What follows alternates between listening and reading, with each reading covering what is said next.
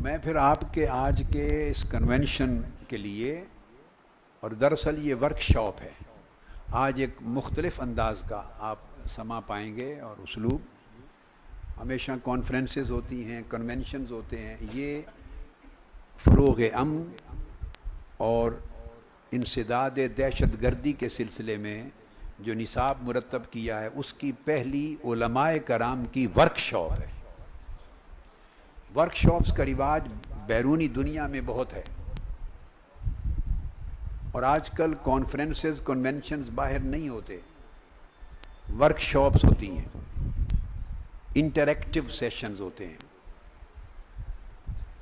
تو یہ اس نصاب کو جس کا کل اجرا کیا اور لانچ کیا، اس فروغ امن اور انسداد دہشت گردی کے Islamic curriculum on peace and counter terrorism, اس نصاب کا جو کل اجرا تھا، اس سلسلے میں پاکستان بھر کے علماء کرام، تمام مکاتب فکر کے علماء کرام کی پہلی ورک شاپ ہے.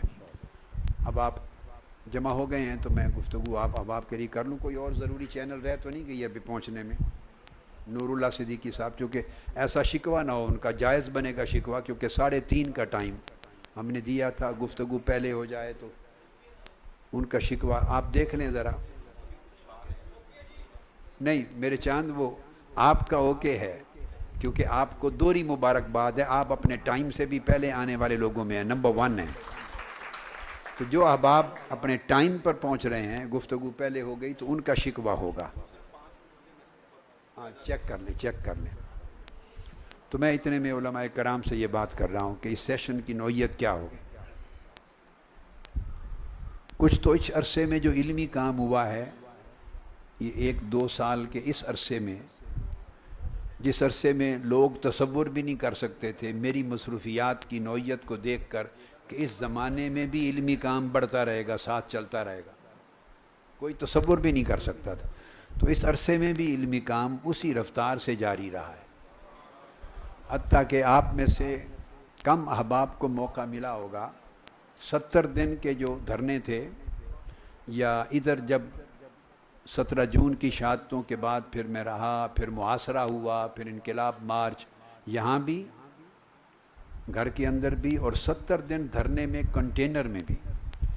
جن کو موقع ملا کنٹینر کے اندر آ کے مجھے ملنے کا، وہ اگر یاد کریں تو اس کنٹینر میں ایک کونے میں ایک کافی بڑا ٹیبل تھا اور بہت بڑا انبار مسودات کا پڑا ہوتا تھا. وہ کتب ہیں جو اس وقت فروغ امن اور انسداد دہشت گردی کے نصاب کی شکل میں 25 کتب جو 5 سال میں نے مکمل کیے ہیں، 25 اس موضوع پر الحمدللہ تعالی. تو ان کتابوں پر میں دھرنے کے دوران اپنے کنٹینر میں بھی کئی گھنٹے روزانہ کام کرتا تھا، ایک دن مس نہیں کیا. میرے اوقات مقرر تھے. آپ کو یاد ہوگا، آپ ٹی وی پہ دیکھتے تھے کہ میں شام کے وقت میں بعد عصر باہر آتا تھا خطاب کے لیے، کسی وقت ظہر کے بعد تھوڑی دیر کے لیے بھی آتا تھا، اور ایک شام کے بعد دوسرا خطاب ہوتا تھا. 2 اوقات میں میں نکلتا تھا. باقی اوقات اندر کچھ وقت میٹنگز میں گزرتا، مشاورت میں، میٹنگز میں، معاملات کی دیکھ بھال کرنے میں، اور کچھ وقت بلکہ بیشتر وقت پھر میں علمی کام کو بدستور اپنے کنٹینر میں جاری رکھتا تھا. ایک دن بھی اس کا ناغہ نہیں کیا، ایک دن کے لیے. اور یہ وجہ ہے.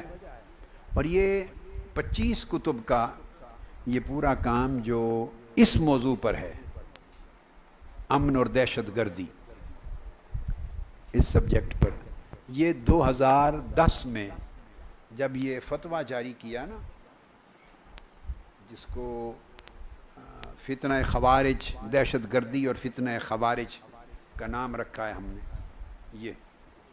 یہ کتاب آپ سب نے دیکھی، پڑھی ہوئی ہے، سب احباب نے پڑھی ہے.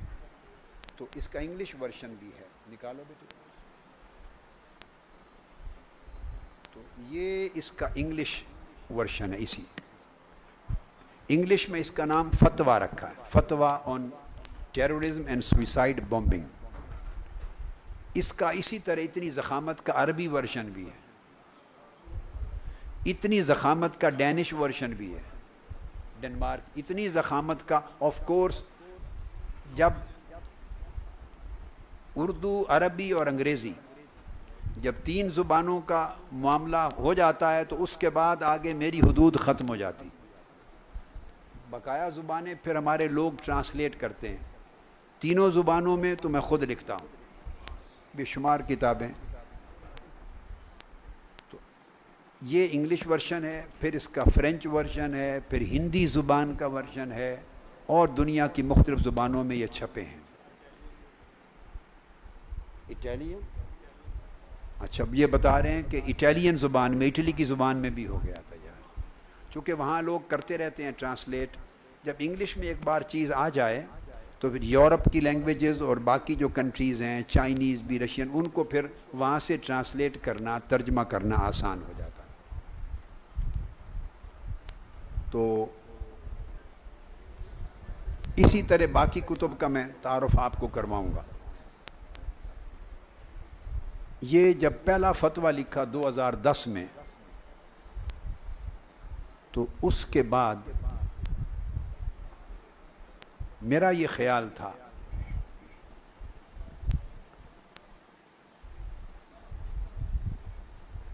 بیٹے آپ مجھے بتا دیں جب سب چینل اپنے مقرر ٹائم 5 منٹ رہ گئے پہنچ جائیں تو میں آپ لوگوں کے لیے گفتگو کروں گا. اس وقت تک میں ابھی انفارملی لے رہا ہوں. تو میرا یہ خیال تھا کہ اللہ رب العزت کی توفیق سے، حضور علیہ الصلوۃ والسلام کے نالین پاک کے صدقے، اس فتویٰ کے ذریعے دہشت گردی، فتنہ خوارج ہے، اس کی ایک اویئرنیس پیدا کر دی. انتہا پسندی اور دہشت گردی دراصل یہ فتنہ خوارج ہے، نہ صرف تسلسل ہے بلکہ اٹ سیلف فتنہ خوارج ہے. اس کی اویئرنیس پیدا کر دی. میں یہ توقع کرتا تھا کہ یو این او موجود ہے تو شاید یو این او اب اس سبجیکٹ کو ایک نصاب کی شکل، ان کے ہاں پورے ڈپارٹمنٹس ہوتے ہیں اور ان کا تھنک ٹینکس کے ساتھ رابطے ہوتے ہیں، تو تھنک ٹینکس کے ذریعے اس کا نصاب تیار کروا لیں گے. امریکہ میں ہو جائے گا، انگلینڈ میں، یورپ میں ہو جائے گا، مسلمان ملکوں میں جامعہ الازہر میں ہو جائے گا، اور عرب ممالک ہیں، اسلامی دنیا ہے. تو وہ اس کی اہمیت کا احساس کرتے ہوئے، بڑے بڑے علماء ہیں، بڑے بڑے ادارے ہیں، تو وہ جو خاص طور پہ شکار ہیں دہشت گردی کے اور ہدف ہیں، تو وہ اس کا نصاب تیار کریں گے. لیکن محض اس خیال سے کہ وہ نصاب تیار کر لیں گے، میں نے اس موضوع پر پوری دنیا کا ایک بڑا بھرپور دورہ کیا اور دنیا کے مختلف ممالک میں اس سبجیکٹ کے مختلف گوشوں پر، مختلف پہلوؤں پر الگ الگ خطابات کیے. ان میں کچھ کانفرنسز ایسی بھی ہوئی کہ جس میں میری ایک نشست کا جس میں میں نے خطاب کیا، اس کی انگلینڈ میں، لنڈن میں، اس کی حاضری یعنی اٹینڈنس شرکاء کی 50,000 تھی.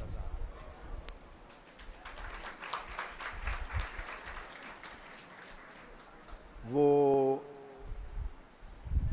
اسلام چینل اور کافی تنظیمات نے، کون سا سال تھا بیٹے یہ؟ 2012 میں. ہمارا اپنا دوسرا بھی تو 2012 میں نہیں ہوا، وہ 2011 میں. ہاں، کیا اس کا نام تھا؟ GPU، global peace and unity, اس کانفرنس کا نام تھا گلوبل پیس اینڈ یونٹی. اس سیشن میں 50,000 افراد شریک تھے، پوری دنیا سے مندوبین آئے ہوئے تھے. تو اس پر یہ خطاب ہوا. وہ انٹرنیٹ پر ملتا ہے، انٹرنیٹ پر، ویب سائٹس پر اویلیبل ہے. ذرا جگہ چھوڑ دیں بیٹے، ٹی وی والوں کے لیے جگہ چھوڑ دیں، آپ اور جگہ دے دیں. پھر ہماری ایک اپنی کانفرنس ہوئی تھی اسپیشل، صرف لنڈن کی، منہاج القرآن انٹرنیشنل کے تحت. وہ کانفرنس بڑی جامع تھی، کئی تنظیمات نے مل کر کی تھی. اس میں ہمارے 12,000 ویمبلے ایرینا میں، تو اس میں پھر اس سبجیکٹ کے اوپر ہم نے کیے. پھر نیو یارک میں کیا، امریکہ میں وہ 14,000 کی گیدرنگ تھی ہماری اپنی ہال میں، انگلش یوتھ ویسٹرن، اس میں مسلمز اور نان مسلمز، امریکنز بھی ادھر، برٹش، یورپین سب شامل تھے۔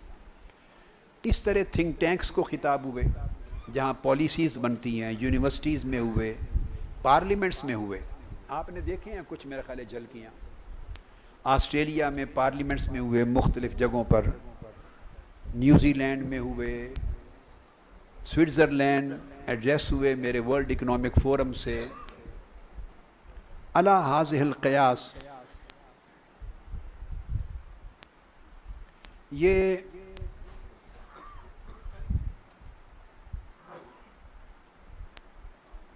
اس اویئرنیس کو پوری دنیا میں پہنچایا، عرب دنیا میں ہوئے،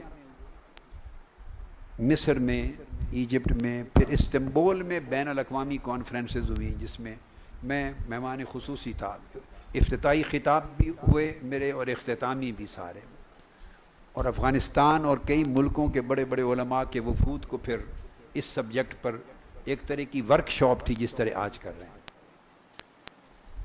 اب یہ سارا کام پوری ورلڈ میں کرنے کے بعد میرا یہ خیال تھا کہ نصاب بنائیں گے، لیکن نہیں بنایا کسی نے۔ اس وقت ضرورت ہے پورے عالم انسانیت کی، لیکن میں اس خیال سے کہ کوئی نصاب بنا دے گا نہیں، اس خیال سے خاموش نہیں بیٹھا، اللہ رب العزت کی مدد و نصرت لی اور اس کی مدد و نصرت پہ بھروسہ، اور آقا علیہ الصلوۃ والسلام کے نالین پاک کی خیرات سے تو میں نے یہ 2010 سے آج 2015 تک پورے 5 سال کام جاری رکھا تصنیف و تالیف کا۔ تو درمیان میں یہ میں آپ کو تذکرہ کروں گا، معارج و سنن کے کام کی تکمیل، یہ عمل جاری رہا ایک اس کا، باقی پورا وقت میں ان پہ دیا، اور الحمدللہ تعالی 5 برس کی شبانہ روز محنت سے اللہ پاک کے فضل سے، آقا علیہ السلام کے تصدق سے 25 کتابیں صرف اس موضوع پر وجود میں آ گئی، 25 تصانیف، جن کا آج اس ورکشاپ میں ہم کرائیں گے انٹروڈیوس۔ اللہ کی شان ہے، آپ کو مبارک ہو کہ اس موضوع پر ایک عالمی سطح کا فتویٰ بھی ہم نے دیا۔ اس سے قبل پوری دنیا میں، یہ عالمی حقیقت ہے، صرف مذمتی قراردادیں آتی تھیں۔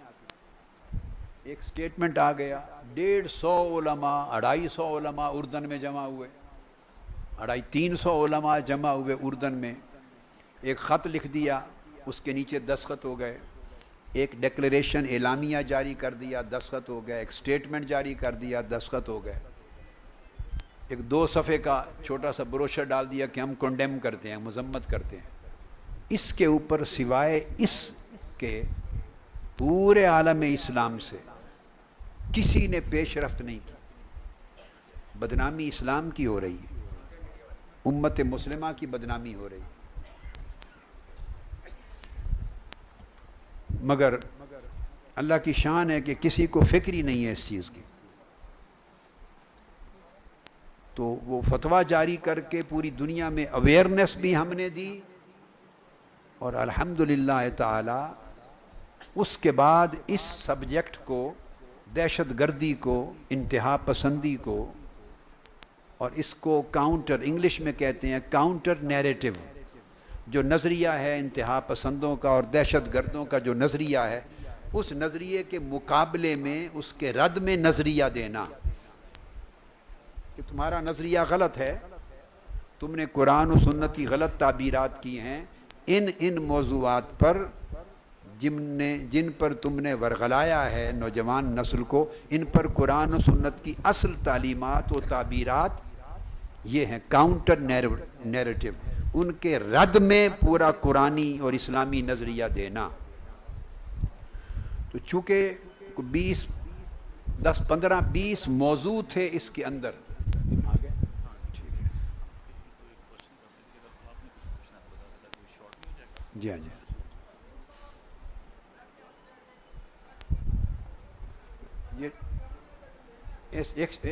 ابھی ذرا میں بات کر لوں، بعد ازاں ہماری ابھی میڈیا کے لیے میں بات کر لوں، بعد ازاں ہم بیٹھیں گے انشاءاللہ۔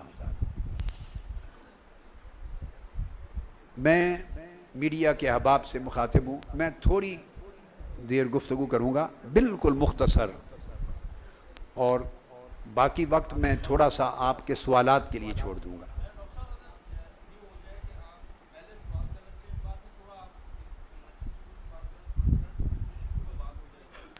نہیں، میں کرنٹ سچویشن پہ میں نے کہا میں تھوڑی دیر بڑی مختصر بات کر لیتا ہوں اور پھر آپ سوالات کر لیں، اس کے بعد آپ فارغ ہو جائیں گے، اجازت ہوگی آپ تشریف لے جائیں گے، پھر کنونشن کی ورک شاپ جو ہے وہ شروع ہو جائے گی۔ آپ نے لے لیے ہیں ان کے سارے، ورک شاپ ہو رہی ہے۔ بسم اللہ الرحمن الرحیم۔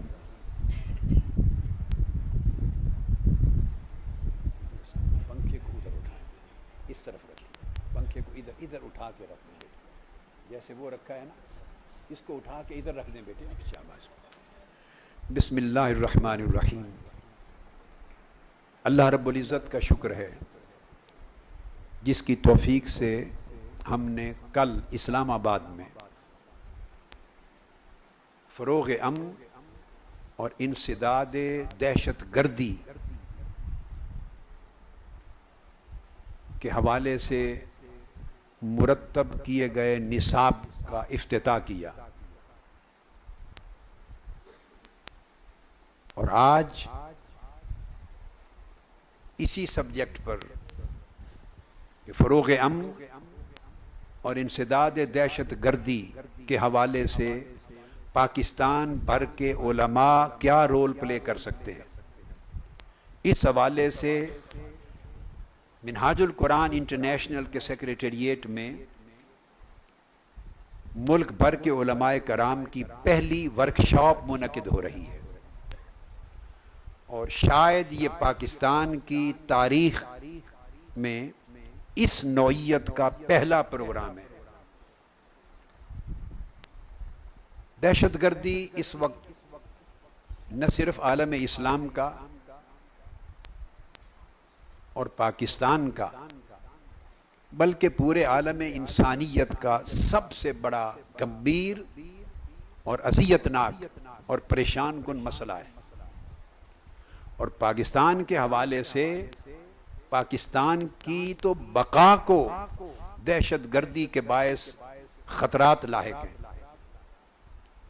انتہا پسندی اور دہشت گردی کا خاتمہ جہاں اسلام کے اور اسلامی تعلیمات کے صحیح تصور کو پوری دنیا میں روشناس کرائے گا، وہاں انتہا پسندی اور دہشت گردی کا خاتمہ پاکستان کی بقا اور سلامتی اور استحکام کی ضمانت فراہم کرے گا۔ یہ ایک ایسی جنگ ہے جس میں افواج پاکستان بڑی ہمت اور عزم کے ساتھ ضرب عزم کی شکل میں سرگرم ہے، اور بدقسمتی ہے کہ پاکستان کی سول گورنمنٹ حکومت کو دہشت گردی کے خاتمے سے سرے سے کوئی دلچسپی نہیں ہے۔ یہ ورکشاپ آج اس لیے منعقد کی ہے جس میں ہزاروں علماء پاکستان کے چاروں صوبوں سے بشمول کشمیر، آزاد کشمیر، جوک در جوک آئے ہیں۔ اس میں مختلف جامعات کے سربراہان اور ناظمین ہیں، دارالعلوم، مدارس، مساجد، حلقات علم، جو ریپریزنٹ کرتے ہیں پاکستان کے علمی طبقات کو، مکاتب فکر کو، مسالک کو، جو اپنے اپنے جامعات میں، دینی اداروں میں، مساجد میں اور اپنے علمی حلقات میں لوگوں کی اور نوجوان نسل کی ذہن سازی کرتے ہیں۔ فوج اس محاذ پہ جنگ لڑ رہی ہے۔ فوج کا ضرب عزم کی صورت میں آپریشن دراصل انتہا پسندی جب دہشت گردی میں بدل جاتی ہے اور دہشت گردی ملک کی بقا کے لیے چیلنج بن جاتی ہے، تو فوج کا آپریشن تو اس مرحلے کو ٹیکل کر رہا ہے۔ یہ نصاب جو فروغ امن اور انسداد دہشت گردی کے سلسلے میں نے 25 کتب پر مشتمل، اللہ رب العزت کی توفیق سے 25 کتب پر جن میں 12 کتب انگلش میں ہیں اور 12 کتب اردو میں ہیں جس میں عربی کے حصے بھی ہیں، اور اس وقت تک 2 کتب صرف عربی میں ہیں اور بقایا کا ترجمہ پھر ہو جائے گا۔ یہ نصاب جو 25 کتب پہ مشتمل مرتب کیا، اب اس نصاب کا مقصد یہ ہے کہ یہ انتہا پسندی اور دہشت گردی کو اپنی جڑ سے اس کو ایڈریس کرے، اس کی روٹ کاز کو ایڈریس کرے، اس کے سورس کو ٹیکل کرے کہ انتہا پسندی اور دہشت گردی جنم کہاں سے لیتی ہے، وہ کون سا بیج ہے جو بویا جاتا ہے ذہنوں کی زمین پر جو ایک نوجوان کو انتہا پسند اور دہشت گرد بناتا ہے، وہ کیسی زمین تیار کرتی ہے، وہ مالی کون ہے، پانی کس طرح دیا جاتا ہے، کھاد کون سی دی جاتی ہے، کس طرح اس کی دیکھ بھال کی جاتی ہے کہ انتہا پسندی کا پودا اگتا ہے جو دہشت گردی کے تناور درخت میں جا بدلتا ہے، یا چھوٹے چھوٹے سپولیے الٹیمیٹلی اژدہا بنتے ہیں اور پوری قوم کی زندگی کے لیے چیلنج بنتے ہیں، ملک کی بقا کے لیے چیلنج بنتے ہیں، لوگوں کی جان، مال، عزت و آبرو اور آزادی ہر شے دو پہ چلی جاتی ہے۔ اور پھر ایسے عوامل کی موجودگی پاکستان دشمن طاقتوں کو اور اسلام دشمن طاقتوں کو بھی اپنے وسائل جھونکنے کے لیے، اپنے خاص ایجنڈے پروموٹ کرنے کے لیے یہ افراد ملتے ہیں، اور ان کی مداخلت کے لیے بھی ایک ماحول میسر آتا ہے۔ پاکستان بھر کے علماء کرام کا کردار اس سلسلے میں انتہائی اہم ہے۔ محاذ جنگ پر بندوق کے ساتھ دہشت گردی کا خاتمہ افواج پاکستان کر رہی ہیں، وہ ضرب عزم ہے، اور پاکستان بھر کے ہزارہ علماء نے ضرب علم کے ذریعے دہشت گردی کے اصل نظریات کی جڑوں کو کاٹنا اور خاتمہ کرنا ہے۔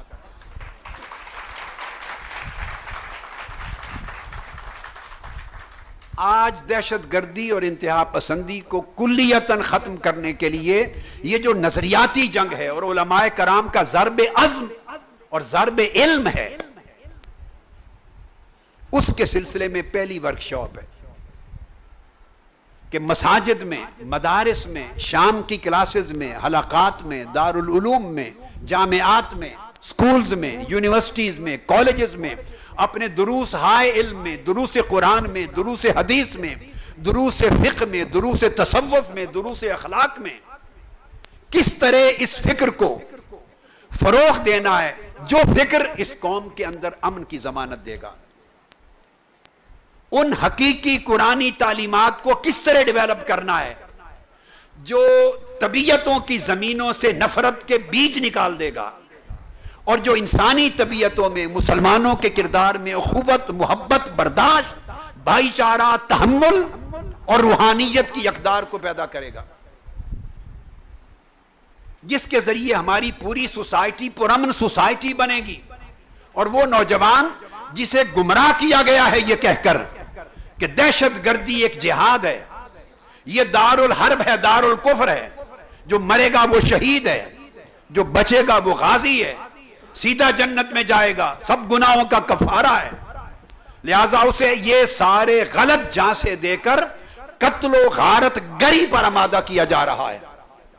اور مجھے حیرت ہے، ایسے علماء کی تعداد میں کمی نہیں ہے، ایسے علماء بھی ہیں جو ٹی وی چینلز پہ بیٹھ کر اپنے اجتماعات میں، کانفرنسز میں دبے لفظوں کبھی کھلے انداز کے ساتھ ایسے نظریات کا پرچار کرتے ہیں جس سے ڈائریکٹلی دہشت گردی کو سپورٹ ملتی ہے، اور پاکستان کا نظریہ اعتدال دفن ہوتا ہے، اور اسلام کی امن اور اعتدال اور توسط پر مبنی تعلیمات کا خاتمہ ہوتا ہے۔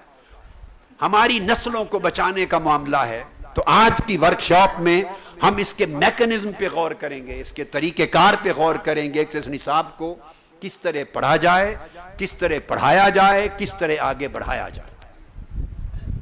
یہاں اس موقع پر میں یہ 2 باتیں ہم ضروری سمجھتا ہوں کہ یہ بدقسمتی، میں اس بات کے کہنے میں کوئی ہچکچاہٹ محسوس نہیں کرتا کہ دہشت گردی کے خلاف جنگ صرف افواج پاکستان کے سپرد کر دی گئی ہے، حکومت کو قطعی طور پہ کوئی دلچسپی نہیں، بلکہ اس کے برعکس کل دہشت گردی کے انسداد اور فروغ امن کے سلسلے کا ایک عالمی نصاب تھا، اور اس عالمی نصاب کے لیے اس کے اجرا اور اس کے افتتاح کے لیے تقریب تھی.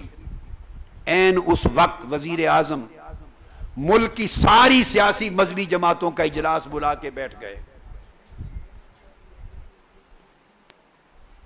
دنیا کے کسی ملک میں اتنے بڑے عام مسئلے پر اس حد تک لا تعلقی نہیں دکھائی جاتی. بدقسمتی ہے دہشت گردی ہو تب بھی کئی عناصر جو نام نہاد عوامی مینڈیٹ کو پوزیس کرنے کا دعویٰ کرتے ہیں یکجا ہو جاتے ہیں اور کوئی ایسا قانون پاس نہیں ہونے دیتے جس میں دہشت گردی کے خاتمے کی ضمانت ہو. اور اگر صرف فوجی عدالتوں کے قیام کی ایک شکل اگر 21ویں آئینی ترمیم کے ذریعے پاس ہو جائے تو ایک ہی فیصلہ آیا ہے صرف فوجی عدالت کا, اس کے بعد سٹے آرڈر کروا دیا گیا. انتخابی دھاندلی ہو تب بھی یکجا ہو جاتے ہیں, کرپشن ہو تب بھی یکجا ہو جاتے ہیں. ان کا ایجنڈا 3 چیزوں پر یکجا ہو جانا ہے: دہشت گردی, انتخابی دھاندلی اور کرپشن کے خلاف جو بات کرے گا یہ اس کے خلاف اکٹھے ہو جائیں گے. یہاں دوسری بات بھی کہنا چاہتا ہوں کہ دھاندلی, انتخابی دھاندلی کے سلسلے میں جوڈیشل کمیشن کی جو رپورٹ آئی ہے اس نے جمہوریت کو کمزور کیا ہے اور دھاندلی کے منصوبہ سازوں کے ہاتھ مضبوط کیے ہیں. اور اس انتخابی دھاندلی اور کھلی خیانت جس کو پوری دنیا جانتی ہے, جس میں پاکستان کے آئین کے آرٹیکل 62-63 کی دھجیاں اڑائی گئی ہیں, ان کو تحفظ فراہم کیا ہے, ان کو جسٹیفائی کیا ہے. اور یہاں میرا یہ سوال بھی ہے, وہ یہ کہ ایک جوڈیشل کمیشن انتخابی دھاندلی پر اس کی رپورٹ آئے تو پہلے ہی دن شائع کر دی جاتی ہے. میں حکمرانوں سے پوچھتا ہوں کہ ایک جوڈیشل کمیشن 17 جون کی 14 شہیدوں پر بھی بنا تھا. یہاں جو شہیدوں کا خون بہا تھا اور 92 لوگ گولیوں سے چھلنی ہوئے تھے, ایک جوڈیشل کمیشن ان پہ بھی بنا تھا. اس نے رپورٹ دی تھی. کیا وجہ ہے کہ آپ اس کمیشن کی رپورٹ تو ایک دن میں شائع کرتے ہیں اور شہیدوں کے خون کو انصاف فراہم کرنے کے لیے جسٹس باقر نجفی کے کمیشن کی رپورٹ 1 سال گزر گیا, شائع کرنے کا نام نہیں لیتے. ہم ہائی کورٹ میں جنگ لڑ رہے ہیں اور ہائی کورٹ میں کمیشن کو شائع کروانے کی رپورٹ کو مقدمہ لڑ رہے ہیں. ایک جعلی وکیل کھڑا کر کے حکومت یہ پلی لے رہی ہے کہ اس کمیشن کی تشکیل بھی غیر قانونی اور غیر آئینی تھی, اس کو کل عدم قرار دیا جائے.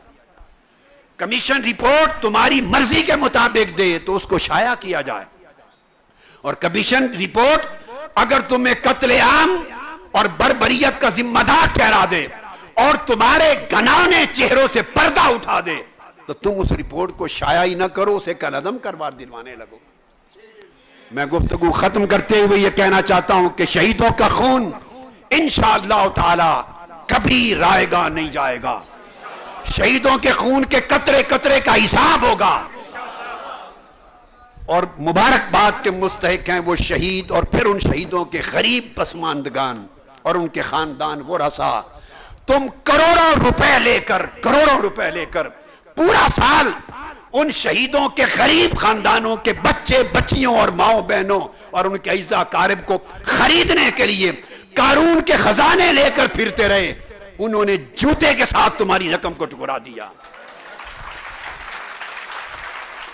ہم ان شہیدوں کے ورثاء کی غربت کی عظمت کو سلام کرتے ہیں جنہوں نے میرا سر فخر سے بلند کر دیا. جب ہماری تحریک کے شہیدوں کا ایک غریب بچہ جن کو کھانے کا نہیں ملتا, ہم ان کی ماہانہ کفالت کرتے ہیں, ان سب کی کیا کر سکتے ہیں؟ مشکل سے دال روٹی پوری ہوتی ہوگی. کہاں ہمارے وسائل, کہاں تمہارے کروڑوں قارونوں کے جیسے خزانے. مگر میرے کارکنوں کی غربت نے قارونوں تمہارے خزانوں پہ لعنت بیچ دی ہے. انہوں نے غیرت نہیں بیچی, ایمان نہیں بیچا, ضمیر نہیں بیچا. اور تم کرتے ہو, خیال کرتے ہو کہ اس پوری تحریک کے ساتھ کوئی ڈیل کر لو گے اور تحریک خرید لو گے. کیا بات کرتے ہیں؟ میں نے کل اسلام آباد میں بھی یہ کہا تھا, آپ تحریک کے ساتھ سودا کرنے اور خریدنے کی بات تو خواب میں بھی کبھی نہیں دیکھ سکتے. میں آپ کو ایک نئی دعوت دیتا ہوں. 1 سال آپ نے ہمارے شہیدوں کے غریب گھرانوں کو دیکھا جو غربت میں رہ کر انہوں نے اپنی غربت اور غیرت نہیں بیچی تمہارے حرام کے پیسے کے عوض. ایک اور دعوت دیتا ہوں. میرے ساتھ گن مین ہوتے ہیں, میرے پرسنل گارڈز ہیں. بڑی بڑی اموات اور قتل اس دنیا میں پرسنل گارڈز کے ہاتھوں ہوئے ہیں. امریکہ کے صدر کا قتل بھی ایک پرسنل گارڈ کا ہوا تھا, یاد ہے نا. اندرا گاندھی کا بھی پرسنل گارڈ سے ہوا. اور بھی واقعات ہوئے ہیں پرسنل گارڈ میں. سلمان تاثیر کا پرسنل گارڈ تھا. بڑے واقعات ہیں پرسنل گارڈ میں. اور جس کی گارڈ کے لیے وہ سیکیورٹی کے لیے متعین ہے, درمیان میں کوئی اور آدمی حائل نہیں ہوتا. اس کی بندوق ہوتی ہے اور آدمی ہوتا ہے. میں تمہیں چیلنج دیتا, تم اس تحریک کے ساتھ سودے بازی اور ڈیل کی تصور کرتے اور وسپرنگ کمپین, وسوسہ, شیطانی وسوسہ پیدا کر لوگوں کے ذہنوں کو پراگندہ کرتے ہو. میں تمہیں دعوت دیتا ہوں, میرے گارڈ 20-20, 25-25 سال سے میرے ساتھ ڈیوٹی پر مامور ہیں. آپ کو اجازت ہے میرا ایک پرسنل گارڈ خرید لو کروڑوں روپے دے کر اور گولی مروا دے. ایک گارڈ خرید بیٹے, چھوڑو میرے پرسنل کسی ایک گارڈ کو کیا تنخواہ دیتے ہیں؟ چند ہزار ہوتی ہے. اس سے مشکل سے چولہا جلتا ہے, مشکل سے روٹی پوری ہوتی.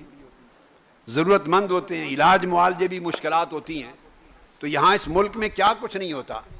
آپ کے پاس کروڑوں روپے ہیں. آپ میرے کسی ایک غریب سے گارڈ کو اپنے کروڑوں روپے کے ساتھ خرید لو اور گولی مروا دو. میری دعوت عام ہے. تم ایک گارڈ کو خرید نہیں سکتے. جس شخص نے اس تحریک میں میری تربیت کا دودھ پیا ہے, جو اس تربیت کے سائے کے تلے پلا ہے, تم اس کا جوتا خرید نہیں سکتے. تحریک کی بات کیا کرتے ہو؟ اللہ آپ کو سلامت رکھے. بس بیٹے, اب آپ کے سوالات کے لیے ٹائم.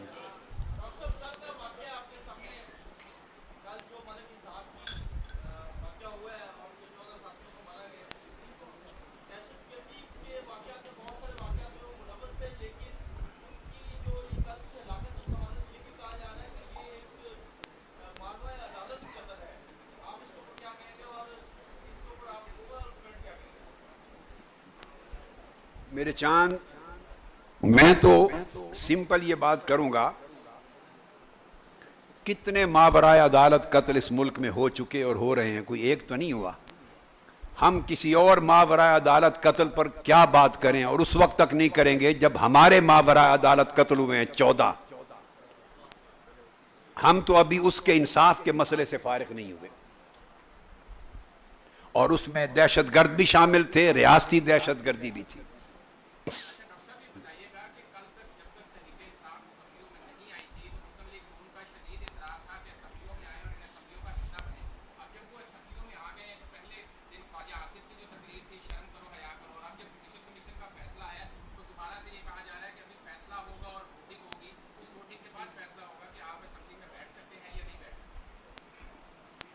میرے چاند, یہ تو خان صاحب سے اور پی ٹی آئی سے پوچھنے کا سوال ہے. میں تو اس پر جواب دینے سے قاصر ہوں.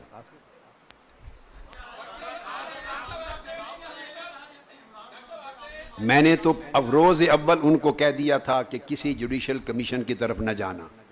جیسے ہم جے آئی ٹی میں نہیں گئے, ہم آج کے دن تک جے آئی ٹی کا بائیکاٹ ہے. ہم عدالتی جنگ لڑیں گے, سیاسی جنگ لڑیں گے, اپنے حق سے دستبردار نہیں ہوں گے. میں تو جوڈیشل کمیشن کے قیام میں حق نہیں تھا, لیکن یہ ان کا اپنا پارٹی کا فیصلہ ہے. میں نہ ان پر تنقید کا حق رکھتا ہوں اور نہ میں ان سے کہہ سکتا ہوں کیوں گئے. ہم نے اپنی تجویز رائے ان کو دے دی تھی.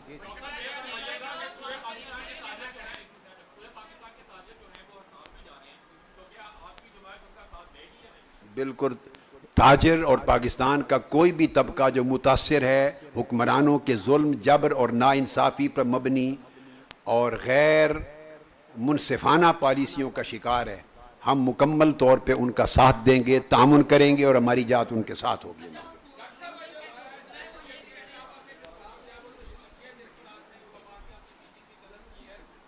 آج ورک شاپ ہے, علماء کی پہلی پاکستان کے لیول کی ورک شاپ ہے. جی اس نصاب فروغ امن کے نصاب پر اور انسداد دہشت گردی، ٹھیک ہے، انسداد دہشت گردی کا جو نصاب ہے یہ علماء کرام کا اس میں بڑا اہم کردار ہے، انتہائی اہم رول ہے۔ وہ مدارس میں، جامعات میں، مساجد میں، حلقات اجتماعات میں پڑھائیں گے اور اویئرنس پیدا کریں گے۔ لہٰذا اس سلسلے کی پہلی قومی ورکشاپ علماء کی پاکستان بھر کی آج منعقد ہو رہی ہے۔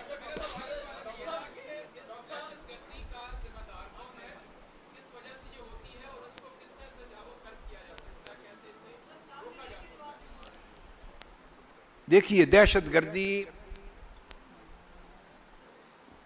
کہ بنیادی طور پہ دیکھیے ذمہ دار تو دہشت گرد ہی ہوتے ہیں، ثانیاً ان کو دہشت گرد بناتا کون ہے اور وہ دہشت گرد بنتے کون ہیں۔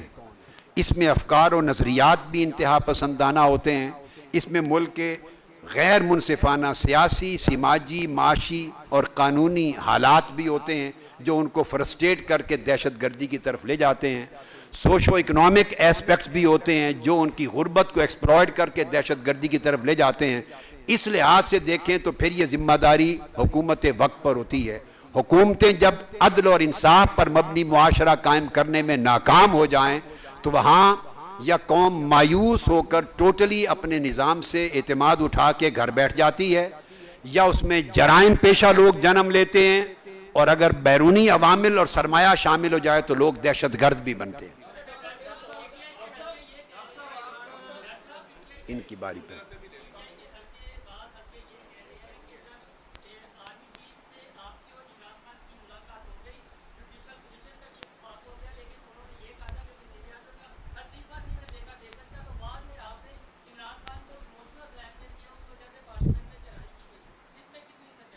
میرے بیٹے ساری بات میں کوئی سچائی نہیں ہے اور نو کومنٹ۔ آگے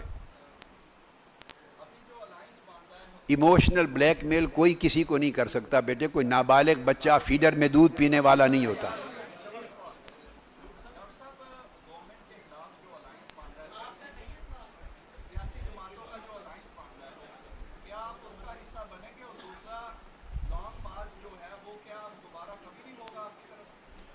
یہ جو آپ کا سوال ہے دوسرا حصہ بتا رہا ہوں، وہ تو تجویز دے رہے ہیں آپ کو۔ کس نے کہا کہ کبھی نہیں ہوگا؟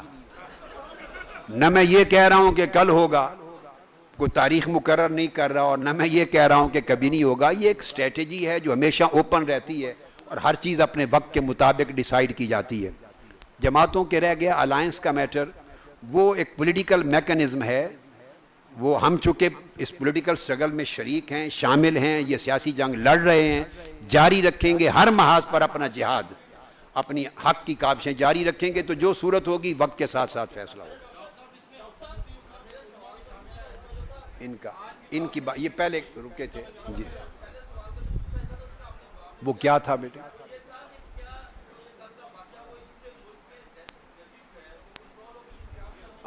میں یہ ایک بات اصولاً بتا دوں، کسی ایک واقعہ سے مجموعی طور پہ دہشت گردی ختم نہیں ہو جاتی۔ ڈیفینیٹلی ایسی طاقتوں کو ایک دھچکا لگتا ہے، مگر دہشت گردی کے خاتمے کی جو سٹرگل ہے وہ بہت بڑا ایک دائرہ ہے، جو جنگی محاذ پر بھی سٹرگل ہوتی ہے، نظریاتی اور تربیتی اور تعلیمی محاذ پر بھی ہوتی ہے، اور اوورآل ویجیلنس کے محاذ پر بھی ہوتی ہے۔ یہ ایک طویل جنگ ہے۔ میں امید کرتا ہوں کہ اگر تمام فورسز اور پوری قوم اتفاق رائے سے اور پوری بصیرت کے ساتھ دہشت گردی کے خلاف متحد رہی تو الٹیمیٹلی ختم ہو جائے گی۔ ان کی بات تھی کوئی، ان کا سوال تھا جو میں نے روک کے ادھر گیا۔ ان کا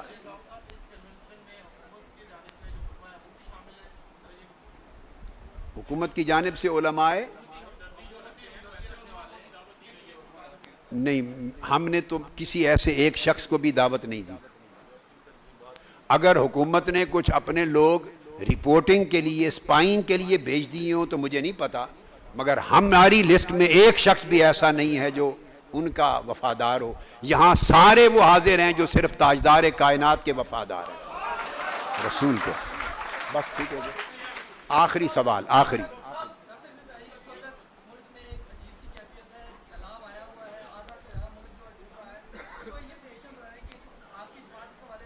جی آپ نے چاند 3 سوال جمع کیے، بڑا اچھا اہم ترین. میں نے آخر پہ یہی بات، اگر آپ یہ سوال نہ کرتے تو اختتامی جملے میں یہ بولنے والا تھا. سیلاب آپ کو معلوم ہے کہ 5 سال پہلے بھی آیا تھا، اور ارب ہا روپے کے بجٹ، کئی اربوں کے بجٹ منظور ہوئے اور ادا کیے، اور بند نہ بن سکے اور سیلاب کی روک تھام نہ ہو سکی. اب 1 سال پھر پچھلے سال آیا، بڑی تباہ کاری ہوئی، اس کے بعد پھر فنڈز ریلیز ہوئے، اس سال پھر. اس کا مطلب ہے سارے فنڈز خرد برد ہوتے ہیں اور ان میں کرپشن ہوتی ہے، اور حکومت کی ترجیحات میں سیلاب کو روکنا ہے ہی نہیں، اس لیے کہ وہ خود سب سے بڑا کرپشن کا اور عذاب کا سیلاب ہے اس قوم کے لیے. پورا کا پورا جنوبی پنجاب اس وقت سیلاب میں ڈوبا ہوا ہے، لوگ پھر بے گھر ہو رہے ہیں، اور پچھلے سال کی داستان دہرائی جا رہی ہے. اور حکمران پہلے موجود نہیں رہے، یہاں واپس آئے تو صرف فوٹو سیشن کے لیے پہنچ گئے، اور وہی جھوٹے دعوے کرتے رہے جو پچھلے سال بھی کیے تھے جا بجا، اور جعلی چیک دیے تھے جو کسی کا کیش نہیں ہو سکا تھا، وہی کر رہے ہیں. اور میں سمجھتا ہوں کہ جب تک یہ حکمران رہیں گے ان غریب لوگوں کا کوئی پرسان حال نہیں ہوگا. ان کی ترجیحات میں قوم اور غریب عوام نہیں ہیں. ہماری جماعت کیا کر رہی ہے؟ آخری حصہ ہم نے آلریڈی کئی ٹرکوں کا سامان لوڈ کروا کے کب روانہ کر رہے ہیں جی؟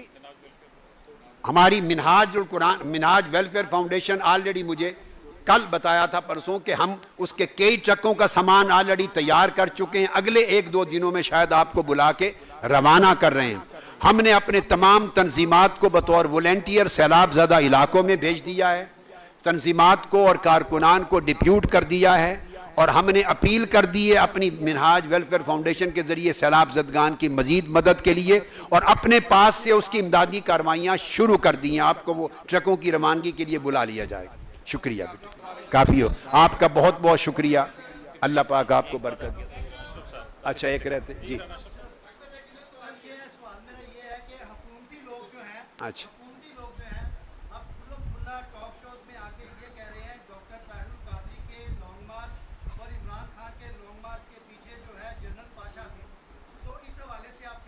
میں نے جنرل پاشا کی سوائے اخبارات میں آج تک شکل ہی نہیں دیکھی. میرے لانگ مارچ کے پیچھے صرف اللہ اور اللہ کا رسول تھا. اور آپ کہہ سکتے ہیں کہ چلو شکل نہیں دیکھی، کوئی کسی ذریعے سے بات ہوئی ہوگی. میں نے کبھی ٹیلی فون پہ بھی زندگی میں آج کے دن تک رابطہ نہ رکھا، نہ فون آیا نہ ریسیو کیا. میں ان کی آواز سے بھی باخبر نہیں ہوں، کوئی تعلق، اور نہ ہمارے پیچھے کوئی اور تھا سوائے اللہ کے. ہم اس ملک کو بچانے کے لیے 20 کروڑ عوام کے لیے نکلے، اور انشاءاللہ نکلیں گے. ہماری جد و جہد جاری ہے، جاری رہے گی. ہم کبھی ایجنسیوں یا خفیہ طاقتوں کی وجہ سے نہ نکلے تھے نہ نکلتے ہیں. ہمارا بھروسہ توکل اللہ اور اللہ کے رسول کی مدد اور رحمت پہ ہوتا ہے. آخری یہ آپ کا رہ گیا تھا بیٹے، اب یہ کلیئر ہے، اب اس کے سوا نہیں ہوں گے کوئی اور، بس آپ کا آخری.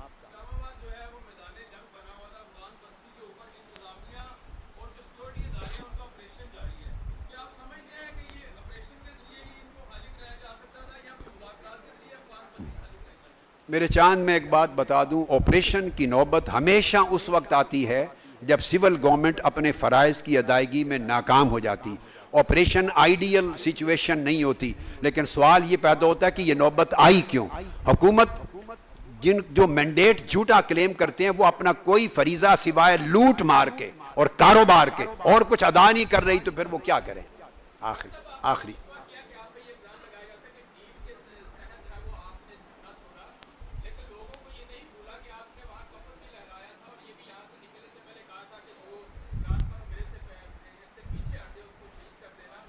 میرے چاند،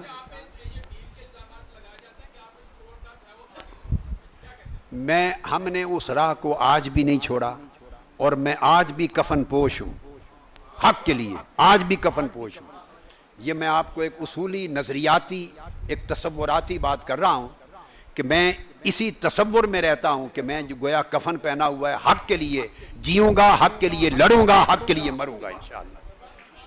تھینک یو ویری مچ. السلام علیکم، بہت شکریہ بیٹا. السلام علیکم، بہت شکریہ. میڈیا کے جملہ احباب کا شکریہ. ان کو راستہ دے دیں بیٹے، جانے دیں سب کو.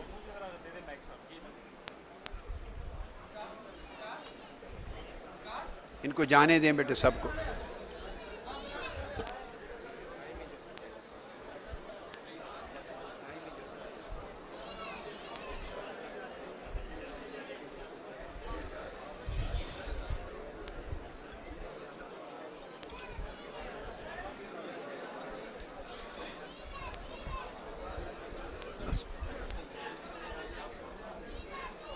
جی جی ہاں دیکھیں گے انشاءاللہ جو اللہ کو منظور ہے.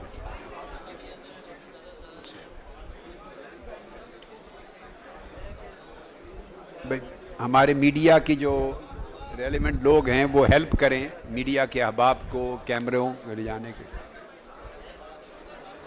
راستہ مہیا کریں ان کو بیٹے.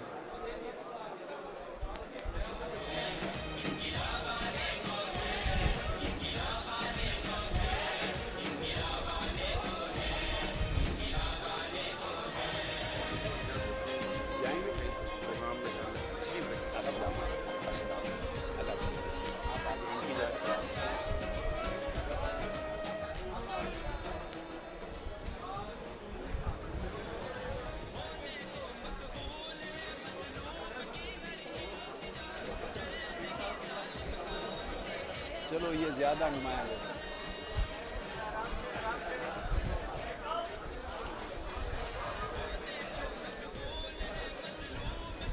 نور اللہ صدیقی صاحب کدھر ہیں؟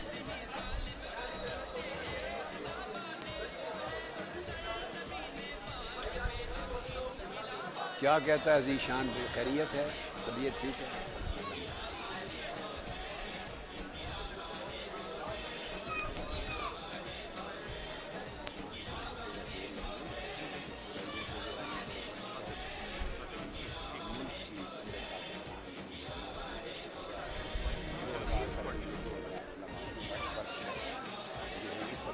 بنائیں جلدی چلے گی.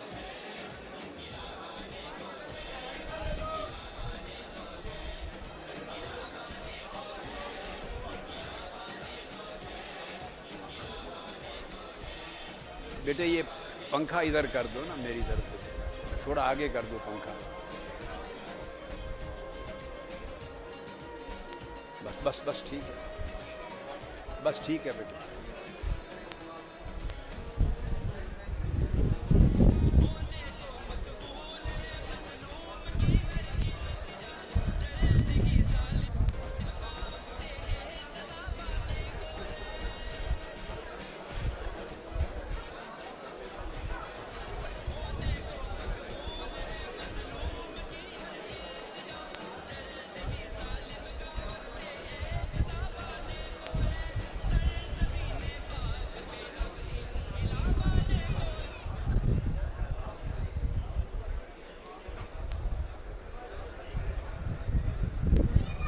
چلو بیٹا تمام میڈیا والوں کو اجازت ہے وہ جا سکتے ہیں. فوٹیج آپ نے لے لی ہے.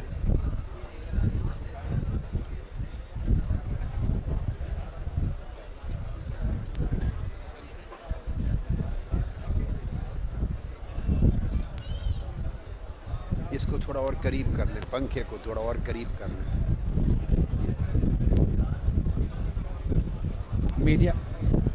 میڈیا کے ساتھیوں کو راستہ دے دیں اور ان کے ساتھ تعاون کریں. اور گزارش یہ ہے کہ آگے جگہ نہیں ہے فقط کیمرے والے ساتھی باہر جا رہے ہیں.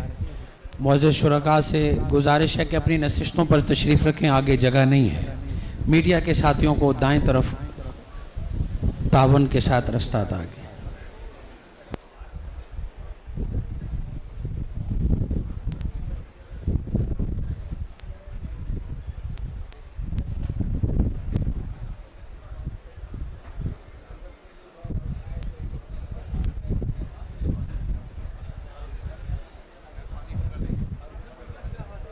درمیان میں کھڑے ہوئے ساتھیوں سے گزارش ہے کہ تشریف رکھیں یا پیچھے چلے جائیں. کیمرے کے پاس کھڑے ساتھیوں سے گزارش ہے تشریف رکھیں.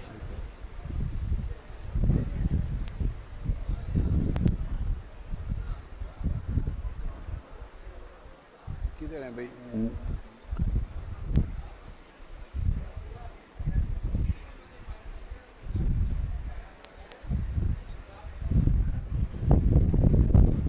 ہمارے میڈیا کے جو بھائی کیمرہ مین ہیں اور ساتھی ہیں، آپ کو لگتا ہے علماء کرام کی ورکشاپ سے بہت محبت ہے آپ کو، ہیں؟ آپ کے لیے راستہ کھول دیں، ان کے جانے کے لیے بیٹے راستہ دے دیں۔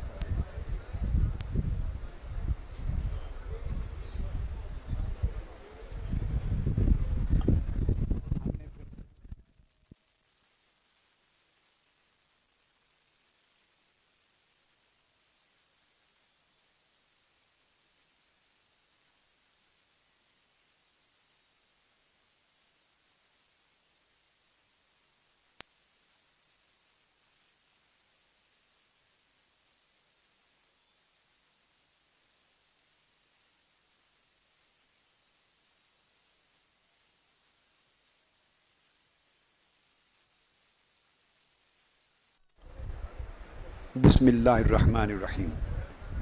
ہم اپنی اس بات کو شروع کر لیتے ہیں وہیں سے جہاں پہ روکا تھا۔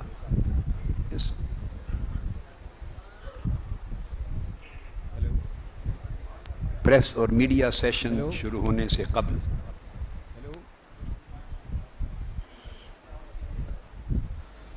ہیلو، میڈیا کے معزز کیمرہ مینوں سے گزارش ہے کہ وہ اپنی فوٹیج انہوں نے بنا لی ہیں تو اپنا کام مکمل کر کے حال سے باہر تشریف لے جائیں تاکہ پروگرام جاری ہو سکے۔ معزز کیمرہ مین حضرات سے گزارش ہے کہ وہ اپنا کام جلد مکمل کر لیں۔ اچھا، قبل اس کے کہ یہ جو نصاب ہے جس کی ورکشاپ ہے آج، ہم اس پر بات کریں۔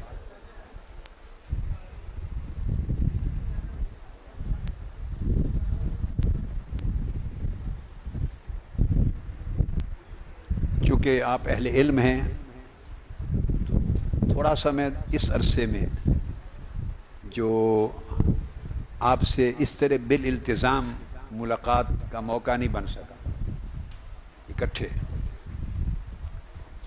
تو اس عرصے میں جو کچھ کام ہوا اس کا ذکر میں پہلے کر لوں اور اتنے میں پھر ہم باقی موضوع کی طرف آ جائیں گے۔ بیٹے اٹھا دیں، یہ امام اعظم والی دے دیں۔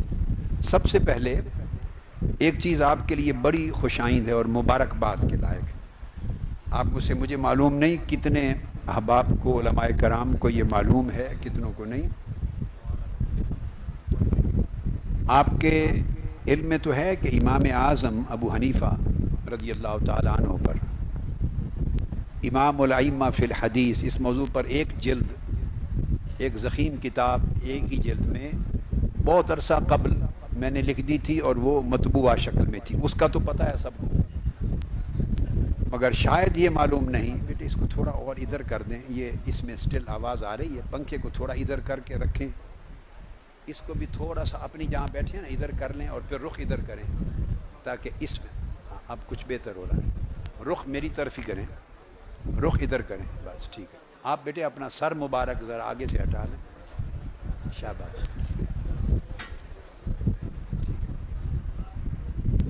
آپ میں سے شاید کئیوں کو معلوم نہیں کہ اس اثناء میں وہ نامکمل کام تھا امام اعظم امام ابو حنیفہ رضی اللہ تعالیٰ عنہ پر، امام الائمہ فی الحدیث، تو جو کام بقایا رہتا تھا اس کی تکمیل ہوئی اور الحمدللہ تعالیٰ اب یہ کتاب امام ابو حنیفہ رضی اللہ تعالیٰ عنہ امام الائمہ فی الحدیث، یہ کتاب اب 3 جلدوں میں مکمل ہو گئی۔ یہ معلوم نہیں تھا آپ کو، یہ اب 3 جلدیں، آپ بلکہ دکھا دیں سب کو، اٹھ کے ایک ایک جلد کر کے سون ساری ایک ایک کر کے دکھا دیں۔ علامہ شہزاد مجددی صاحب آپ کو دکھاتے ہیں، بیٹے آپ بیٹھ جائیں نیچے، یہ جلد اول ہے۔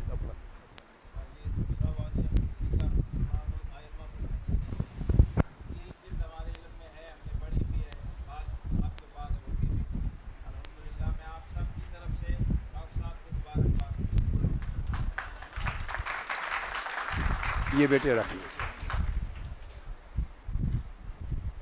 اس کے علاوہ جو اس عرصے میں کام ہوتا رہا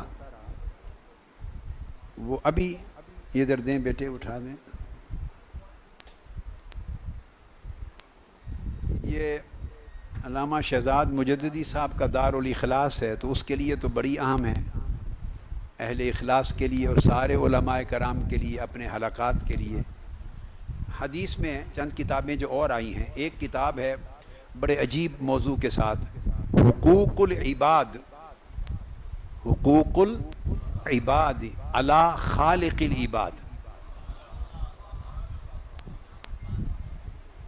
حقوق العباد علی خالق العباد، یہ ایک کتاب ہے۔ یہ ادھر ایک طرف رکھتے جائیں، اٹھا کے جائیں۔ ایک کتاب ہے بہت خاص، الکرامہ فی حسن النیت والاستقامہ، یہ حسن نیت، اخلاص اور استقامت کے موضوع پر ہے حدیث کی۔ ایک کتاب ہے جو آئی ہے السعادہ فی المحبت والعبادہ، السعادہ فی المحبت والعبادہ، محبت اور عبادت الہی میں۔ ایک اور بڑی پیاری کتاب ہے خوب، التبتل، کیا؟ التبتل مع التقوی والطاعت والتوکل، تقوی، طاعت اور توکل کے موضوع پر۔ بیٹے یہ ٹھیک تھا، اٹھا لیں۔ اور ایک ہے کتاب خیر العودہ، خیر العودہ فی الخشیت والتوبہ، خشیت اور توبہ کے موضوع پر۔ اب اسی توبہ کی بات ہوئی تو توبہ ہی کے موضوع پر ایک اور، یہ علماء، خطبہ، واعظین، طلباء اور سب اہل ذوق کے لیے یہ ایک اردو میں یہ کتاب آئی ہے، توبہ و استغفار۔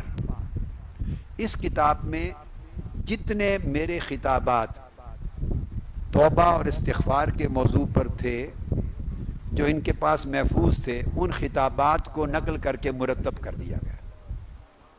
تو نیچے سارے حوالہ جات لگ گئے ہیں نیچے، جیسے تخریج تحقیق ہو جاتی ہے۔ تو یہ کتاب بڑی عام فہم اور بہت اچھی ہے آپ کے لیے۔ یہ ہماری ایک سیریز ہیں اسلام کے بنیادی شرعی مسائل پر، وہ کوئی 50 کے قریب اس کی چھوٹی چھوٹی جلدیں بنیں گی، ایک طویل پروجیکٹ ہے۔ تو پہلا اس کا اسلام پر اوپر کتاب چھپی، دوسری ایمان پر، تیسری اسلام پر، احسان پر، چوتھی طہارت پر، پھر نماز پر، پھر روزہ پر، اعتکاف پر، پھر زکوٰۃ پر، پھر حج پر، حج اور عمرہ۔ تو ایک ایک جلد، کہیں 2 جلدیں سوالن جوابن، کیا؟ سوالن جوابن، عام فہم۔ یہ اس لیے بتا رہا ہوں تاکہ آپ اپنی مساجد میں، مدارس میں، حلقات میں ان کو نصابی کتب بنا لیں، سمپل۔ اس میں عام ائمہ خطبہ بھی کر سکتے ہیں، اور یعنی ضروری نہیں ہے کہ مدرس ہو اور اعلیٰ پائے کا متفنن ہو۔ تو یہ اردو میں سوالن جوابن یہ کتابیں ہیں، اور اب اس کی 9ویں کتاب آئی ہے نکاح اور طلاق پر۔ عبادات مکمل ہوئی اور معاملات میں نکاح اور طلاق آ رہی ہے، اس طرح آگے۔ تو یہ دراصل اسلامی عقائد اور فقہ پر یہ عام فہم سوالن جوابن، یہ ایک سلسلہ ہے کتب کا، تو آپ کے لیے پڑھانے کے لیے، بچوں کو مسائل کے لیے مفید ہے۔ اس عرصے میں جو بہت ایک بڑے کام میں میں لگا رہا، وہ کسی زمانے یہ 2 سال پہلے چھپ جانے لگا تھا، میں نے روک دیا۔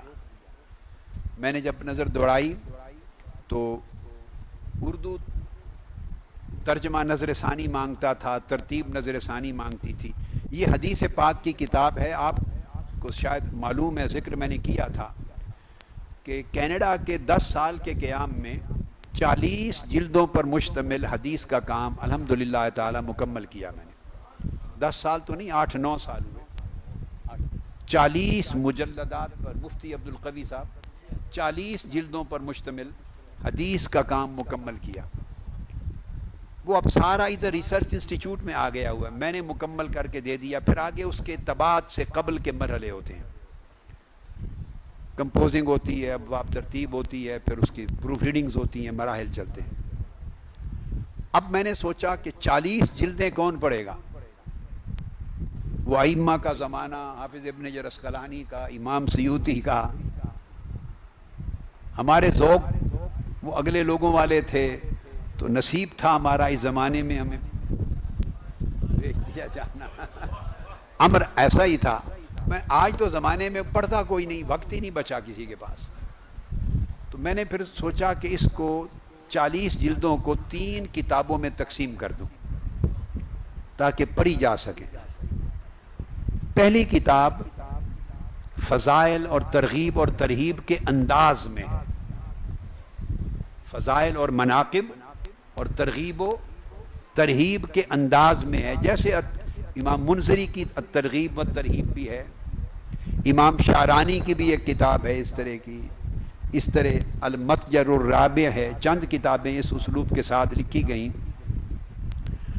تو یہ مگر اس میں اور ان کتابوں میں فرق یہ ہے کہ یہ مضامین اور موضوعات کے اعتبار سے سب کتب پر، اسی طرح امام نووی کی ریاض الصالحین ہے، مگر موضوعات کے اعتبار سے اس کو بہت زیادہ جامع بنا دیا اور تحقیق مدارج زیادہ کر دی، آیات کا بہت زیادہ شامل کر دیا ہر موضوع پر، آثار صحابہ کرام کے، تابعین کے اور سلف صالحین کے اقوال، یہ ان کتب کا حصہ نہیں ہوتے تھے، ان تمام کتب کا۔ امام غزالی نے کچھ کیا تھا مگر وہ پھر حدیث کی کتابیں نہیں تھی، وہ تو پورا ایک مکمل انداز تھا، ایک منہج تھا پورا۔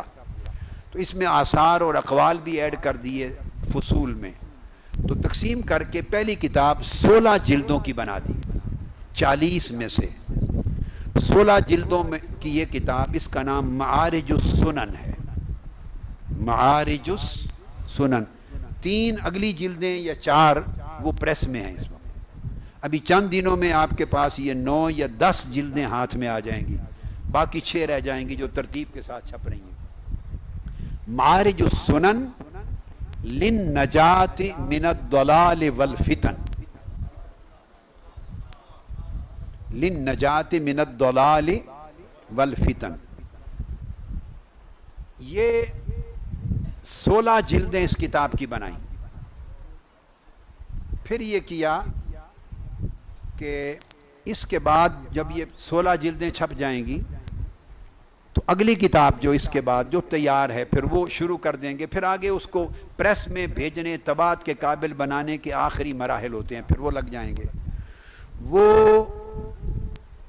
الانوار، ابھی میں نے نام حتمی نہیں کیا، ابھی اس کو ایک سمجھیں ایک اندازاً ایک نام رکھ دیا ہے میں نے، تو کبھی میں نے کہنا ہو بیٹے فلاں کتاب کی فلاں جلد نکال لاؤ اپنی کتاب کی، تو پھر نام کوئی رکھنا پڑتا ہے، تو ابھی اس کا نام رکھا ہے الانوار،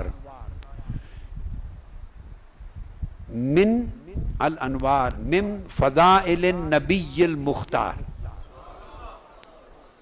یہ قاضی ایاز رحمۃ اللہ علیہ کی الشفاء کی طرز پر ہے،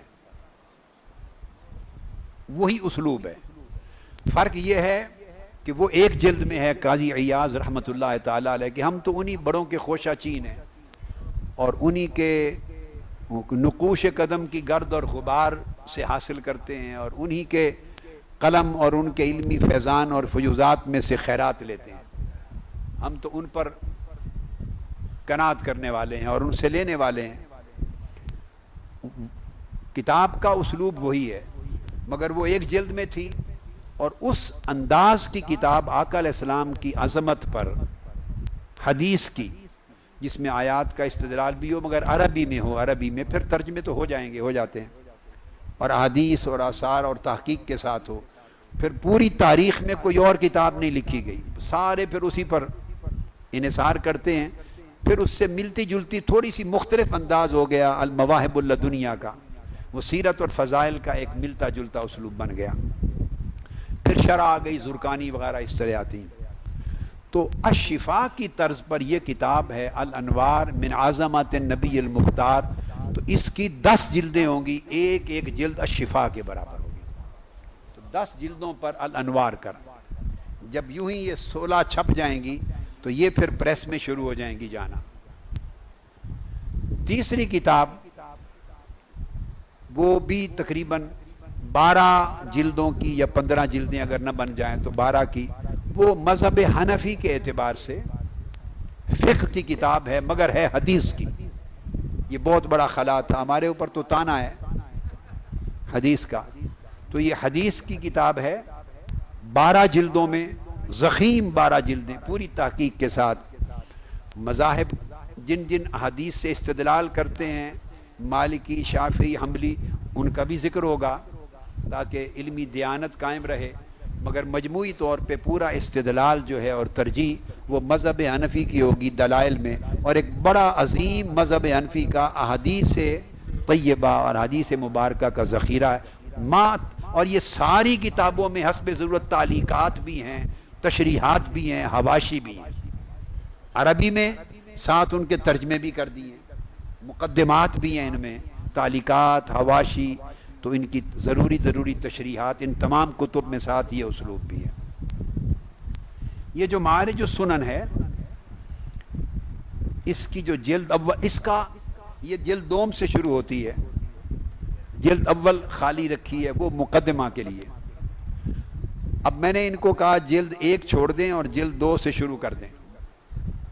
اب جلد ثانی سے چھپ گئیں تو میں نے جب مقدمہ لکھنا شروع کیا وہ عربی میں لکھ رہا ہوں. کافی ہو گیا ہے، آدھے سے زیادہ کام آلموسٹ 75% کر دیا.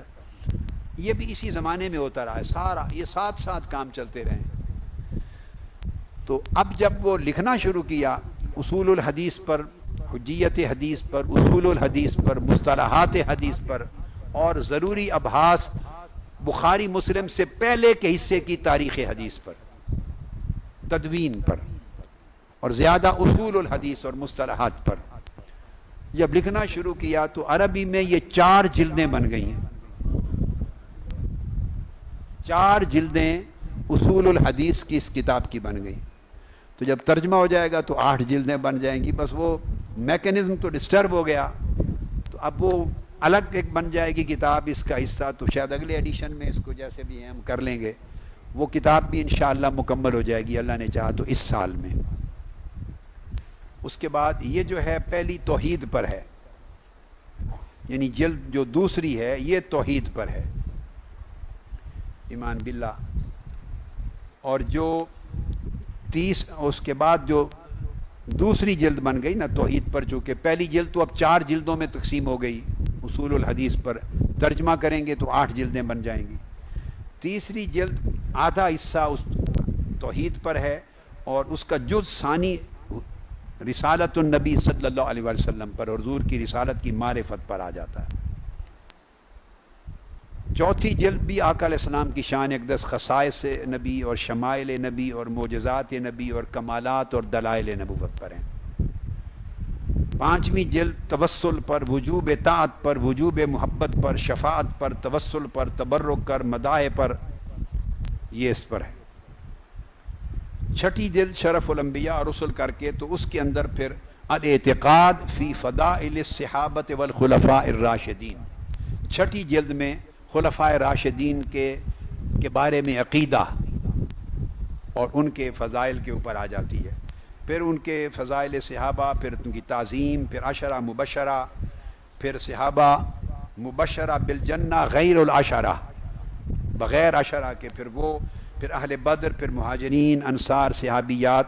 تو یہ سارا پھر صحابہ کرام پر 6ٹھی جلد آتی. 7ویں جلد فضائل اہل بیت والقرابہ پر، اہل البیت پر. وہ پھر اس میں تمام تفصیلات آ جاتی ہیں اہل بیت اور قرابت نبوی پر اور اولیاء پر. یہ 7ویں جلد اس پر آ گئی. 8ویں جلد پھر کرامات صحابہ پر اور کرامات اہل بیت طاہرین، کرامات التابعین، کرامات اتباع التابعین، اولیاء الصالحین، اقوال ائمہ، فقہاء، محدثین اور اس طرح کی ہیں. اور اس کے بعد پھر اگلی تمسک بالکتاب والسنہ پر، تمسک بالجماعہ والسواد الاعظم، فضل الاخذ عن الصحابہ والتابعین وائمۃ الفقہ والہدی من العلماء الراسخین، پھر البدعۃ احکامھا شرف الامہ، یعنی یہ حدیث کی ہیں ساری۔ 9ویں جلد سے پھر اعمال شروع ہو جاتے ہیں اور فقہ کے ابواب، فضائل میں ترغیب و ترہیب میں طہارت، اذان، مساجد، دعا بعد اذکار، سنن، نوافل، جمعہ، عیدین، پھر آگے صیام رمضان، تراویح، لیلۃ القدر، تطوع، صدقہ، نافلہ، زکوٰۃ، یہاں جا کر 9ویں جلد ختم ہوتی ہے۔ 10ویں جلد حج اور عمرہ پر آ جاتی ہے، پھر وہ اسی طرح فضائل اور اس کے ترغیب و ترہیب کے اعتبار سے، پھر فضل علم اور تعلم اور فضل قرآن، قرات، صلاۃ و سلام، اذکار یہ آتی۔ 11ویں جلد فضائل الایام والشہور، امر بالمعروف، تعاون علی البر، کثرت و طرق الخیر، الجہاد بالنفس بالعلم والمال والعمل، القتال ضد الظلم، حقوق پر والدین، ذوی الارحام، زوجین، اولاد وغیرہ اس طرح۔ پھر 12ویں جلد بھی حقوق الضعفاء، مساکین اور سارے موضوعات، حقوق الحیوانات، طیور، نباتات، جمادات، تو 12ویں جلد تک حقوق چلتے ہیں۔ پھر اس کے بعد اموات کے حقوق جو وفات پا گئے، تو لقنو یعنی تلقین پر، تلقین موتیٰ پر، تثبیت بعد التدفین، تلقین بعد التدفین، فضل و زیارت القبور، ایصال الثواب، احوال الموتیٰ والقبور، تکریم الانسان، خلق الحسن، پھر اخلاق حسنہ کی پوری جلد 120 عنوانات تک چلتی ہے۔ پھر 13ویں جلد جو ہے وہ اسی طرح عقل اور عمل اور شرب اور کسب رزق، صبر، شکر، ایسے موضوعات، اور 13ویں جلد میں پھر اخلاق ذمیمہ آ جاتے ہیں، ذم الخلق، رذیل، ذم الکذب اور وغیرہ وغیرہ۔ یہ 153 عنوانات تک پھر اخلاق ذمیمہ چلتے ہیں، مذمومہ، ممنوعہ۔ پھر اسی طرح آگے چل کے جز ہیں 21واں، واجبات آ جاتے ہیں، پھر ولات اور متعلقات، آداب الحسنہ، مواطنین، عوام کے حقوق، اس کے اوپر حدیث، علامات الساعہ، ظہور الفتن، اس طرح کی کر کے یہ سبجیکٹ وائز جلدیں چلتی جاتی ہیں، اور آخر پہ جا کے سارے موضوعات مکمل کر کے پھر فہرستیں آ جائیں گی۔ 16 جلدیں اس کی ہیں الحمدللہ۔ یہ ایک اللہ پاک کا فضل اور آقا علیہ السلام کا صدقہ، یہ کام بہت بڑا ہو گیا۔ یہ جو اہل بیت اطہار کا جو باب تھا جلد، اس میں کچھ کام نمونے کے طور پر وہ پریس میں ہیں، مگر اس کا ایک ایک نسخہ یہ لائے ہیں دکھانے کے لیے، تو اس میں ترجمہ تو ہو چکا ہے، ورنہ میں سوچ رہا تھا کہ علامہ شہزاد مجددی صاحب نے ایک ترجمہ کیا تھا، القول القوی فی روایت الحسن عن علی کا، تو اب یہ بہت ساری ایسی ہیں، ان کے ہو چکے ہیں، سب یہ ہو چکے۔ چلو جو ایک دو کتابیں جن کا ترجمہ ابھی نہیں ہوا تو وہ علامہ شہزاد مجددی صاحب کو دے دیں تاکہ ان کے نام سے ترجمہ چھپے۔ یہ ہے القول السوی، وہ القول القوی تھا، یہ ہے القول السوی فی رد الشمس لعلی۔ یہ حدیث کی پوری کتاب، رد شمس والا جو واقعہ ہے اس پر حدیث کی پوری کتاب لکھی، اور یہ ساری عربی میں ہے۔ پھر ترجمے کے ساتھ ضخامت 2 گنا ہو جائے گی آٹومیٹیکلی، اور یہ پھر اصول حدیث کی بحثیں کی ہیں، اسماء و رجال کی بحثیں کی ہیں، اس کے تمام 21، 22، 23 طرق کو لا کر تمام طرق کے ایک ایک راوی پر بحثیں کی ہیں۔ تو یہ محدثانہ نقد و جرح کے ساتھ یہ پوری حدیث کی کتاب ہے، تاکہ اس کو حدیث ضعیف کہنے کو رد کر دیا جائے، یہ کتاب۔ پھر ایک حدیث کی کتاب ہے القول فی القرابہ، القرابہ اور اہل البیت سے مراد کون ہے، تو اس کے 4 اقوال پر بحث کی ہے، پھر اس کا قول راجع کر کے۔ تو یہ بھی ساری، یہ جو اس وقت ہے عربی میں ہے، مگر ترجمے ان کے ہو چکے ہیں، تو ترجمے کے ساتھ یہ 2 گنا ہو جائے گی نا ضخامت۔ یہ 110-15 صفحات کی ہے، القرابہ کے معنی پر، اہل البیت اور القرابہ سے مراد کیا، صرف اس پر حدیث کی کتاب۔ تو اردو ترجمہ بھی اس کا ہو گیا ہوا ہے۔ پھر اس کے بعد ایک حدیث کی اور کتاب ہے جی، من کنت مولا فعلی مولا، اس حدیث پر الکفایہ فی حدیث الولایہ، کیا نام ہے؟ الکفایہ فی حدیث الولایہ۔ یہ بھی عربی میں 151 صفحات ہیں، تو ترجمے کے ساتھ بن گئے کتنے؟ 300 سے زائد صفحات بن گئے صرف من کنت مولاہ فعلی مولاہ اس حدیث کے طرق پر اور محدثانہ ابحاث کے ساتھ نقد و جرح پر، تمام روات پر، اور ابن تیمیہ یا ان کے اتباع جنہوں نے نہیں اس حدیث کو مانا ضعیف کہا تو اس کے رد میں دلائل حدیث کے اصول الحدیث اور محدثانہ طریق کی کتاب ہے۔ اس کے بارے میں آپ اہل علم ایک عجیب بات بتاتا ہوں، اور یہ تحدیث نعمت ہے، اللہ رب العزت کا شکر ہے، اللہ کا شکر ہے۔ اس حدیث کی روایت کو، مختلف طرق کو، اسانید کو سب سے پہلے امام ابن عقدہ نے جمع کیا۔ امام ابن عقدہ یہ 3 صدی ہجری کے ائمہ حدیث میں سے تھے، مفتی صاحب، اور انہوں نے جب جمع کیا تو 99 طرق اس حدیث کے انہوں نے اخذ کیے، نکالے۔ اس حدیث کو 99 اسانید سے، طرق سے ثابت کیا، مگر صرف طرق کو جمع کیا تھا، نقد و جرح نہیں تھی۔ اب ابن عقدہ کے، امام ابن عقدہ کے بعد 500 سال اور جب گزر گئے تو 500 سال کے بعد علامہ ذہبی آئے، امام ذہبی، انہوں نے پھر رسالہ لکھا۔ تو امام ذہبی تک ابن عقدہ کا کام سب سے بڑا کام تھا تاریخ علم میں، حدیث کی دنیا میں، اس سے باہر مراجع اور کوئی نہیں تھے۔ 99 طرق ہیں اس حدیث کے، بس آگے کچھ نہیں تھا۔ امام ذہبی نے 100 طرق پہ 25 طرق کا اضافہ کیا۔ کتنے؟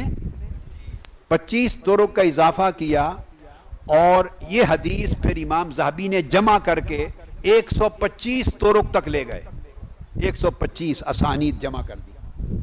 وہ امام ذہبی کا رسالہ آخری کام تھا اس موضوع پر۔ آج تک محدثین یا ائمہ حدیث اور علماء کے ہاں اس پر حدیث کے طرق کا جمع کرنے کا کام، پھر ابن عقدہ کے بعد امام ذہبی کا کام جامع ہو گیا، اس میں 100 طرق پرانے بھی آ گئے اور 25 نئے آ گئے۔ الحمدللہ تعالی اللہ پاک نے بیٹے اس کو، وہ میں نے جو نیا فائنل کیا وہ 165، اب وہ ذرا صحیح نکال لیں۔ اللہ پاک کا فضل، حضور علیہ السلام کے نالین پاک کا صدقہ اور آقا علیہ السلام کی خیرات ہے۔ اس پر پھر علامہ امام ذہبی کے بعد پھر 700 سال گزر گئے، جی 750 سال گزر گئے، پھر مزید کام نہیں ہوا۔ 700 سال امام ذہبی کا کام آخری کام تھا۔ الحمدللہ تعالی آپ کی مبارکبادی اور خوش نصیبی ہے، الکفایہ فی حدیث الولایہ میں 125 طرق سے بڑھا کر محنت کر کے 165 طرق اس میں جمع کر دی۔ 100 اب یہ الکفایہ 165 طرق پر ہے مبنی، ما ابحاث جو نقد و جرح اور علم الحدیث اور اصول الحدیث اور مصطلحات اور اسماء الرجال کی بحثوں کو اور غلط چیزوں کے رد کرنے پر دلائل کو شامل کر کے 165 طرق اس میں جمع ہو گئے۔ یہ اس تاریخ کا سب سے بڑا اس حدیث پر ہونے والا کام ہے۔ یہ ہو گیا بیٹے۔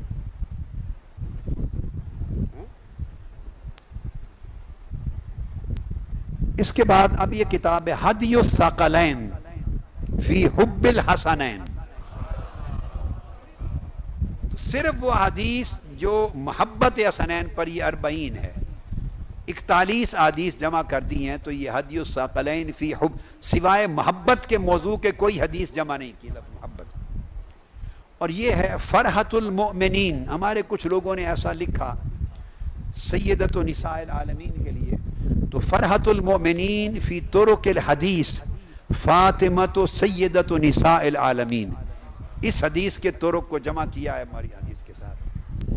یہ ہے الرطب الجنی فی طرق الحدیث فاطمۃ بدعۃ منی، اس حدیث پر ہے۔ یہ ہے جلاء الغمہ من طرق الحدیث الحسن والحسین سیدہ شباب اہل الجنہ۔ یہ ہے الانتقاء من طرق الحدیث انت منی بمنزلت ہارون من موسیٰ، اس کے طرق حدیث کو، یہ دراصل اہل بیت اطہار اور قرابہ کا جیسے ایک جلد پورے صحابہ کی ہے، تو یہ اس کا، یہ کسی وقت ضرورت تھی تو یہ ایک ایک جلد اس کی تباہ کر کے نکال لی تھی، ورنہ اپنی ترتیب سے جلدیں چھپ رہی ہیں، وہ ساری اپنے وقت آپ کے پاس آ جائیں گی۔ اسی طرح صحابہ کرام کی شان میں حدیث کا بہت بڑا عظیم ذخیرہ جو عقیدے کی بہت بڑی بنیاد اساس بنتا ہے اور ان پر ہونے والے تان کو رد کرتا ہے، جس میں جو تان کیا گیا ہے، ادھر سے بھی ادھر سے بھی۔ یہ آپ کے لیے مبارکباد ہے، میں نے کہا آپ کو بتا دوں۔ اب یہ بسم اللہ،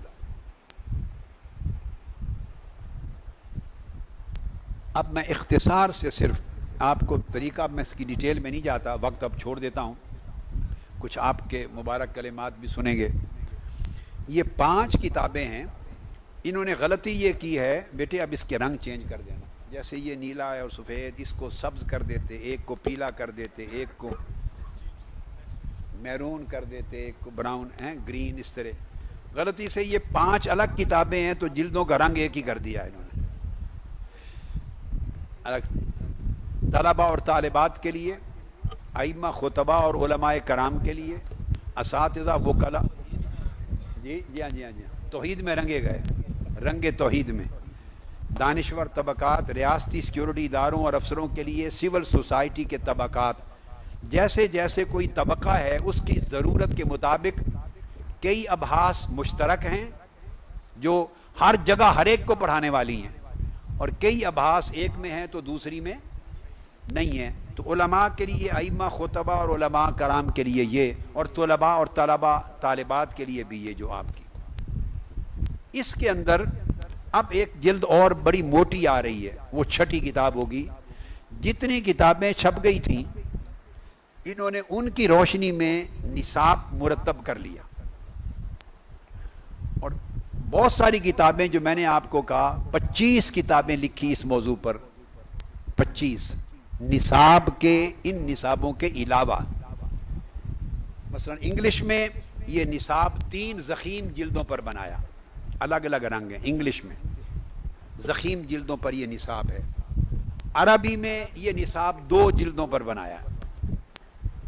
اب یہ جو چھپے ہیں یہ ان کتب پر مبنی ہے جو چھپ گئی تھی۔ کچھ کتابیں جون تک جا کے مکمل ہوئی اور چھپی، اس جون تک، وہ کتابیں اس نصاب میں شامل نہیں ہو سکی، اس کے نصاب کے خاکے میں۔ اس کے لیے کتاب وہ پورا جامع تیار ہو رہی ہے، وہ کئی 100 صفحات کی بڑی ضخیم ہوگی، وہ اس میں 6ٹھی بڑی جامع کتاب شامل ہو جائے گی۔ وہ 5 میں سے جو کتاب بھی آپ لیں گے، میں اب آپ کو اس کو بریف کر رہا ہوں، جو کتاب بھی آپ جس میں سے مواد پڑھائیں گے وہ موٹی کتاب ہر ایک کے ساتھ لازم ہوگی۔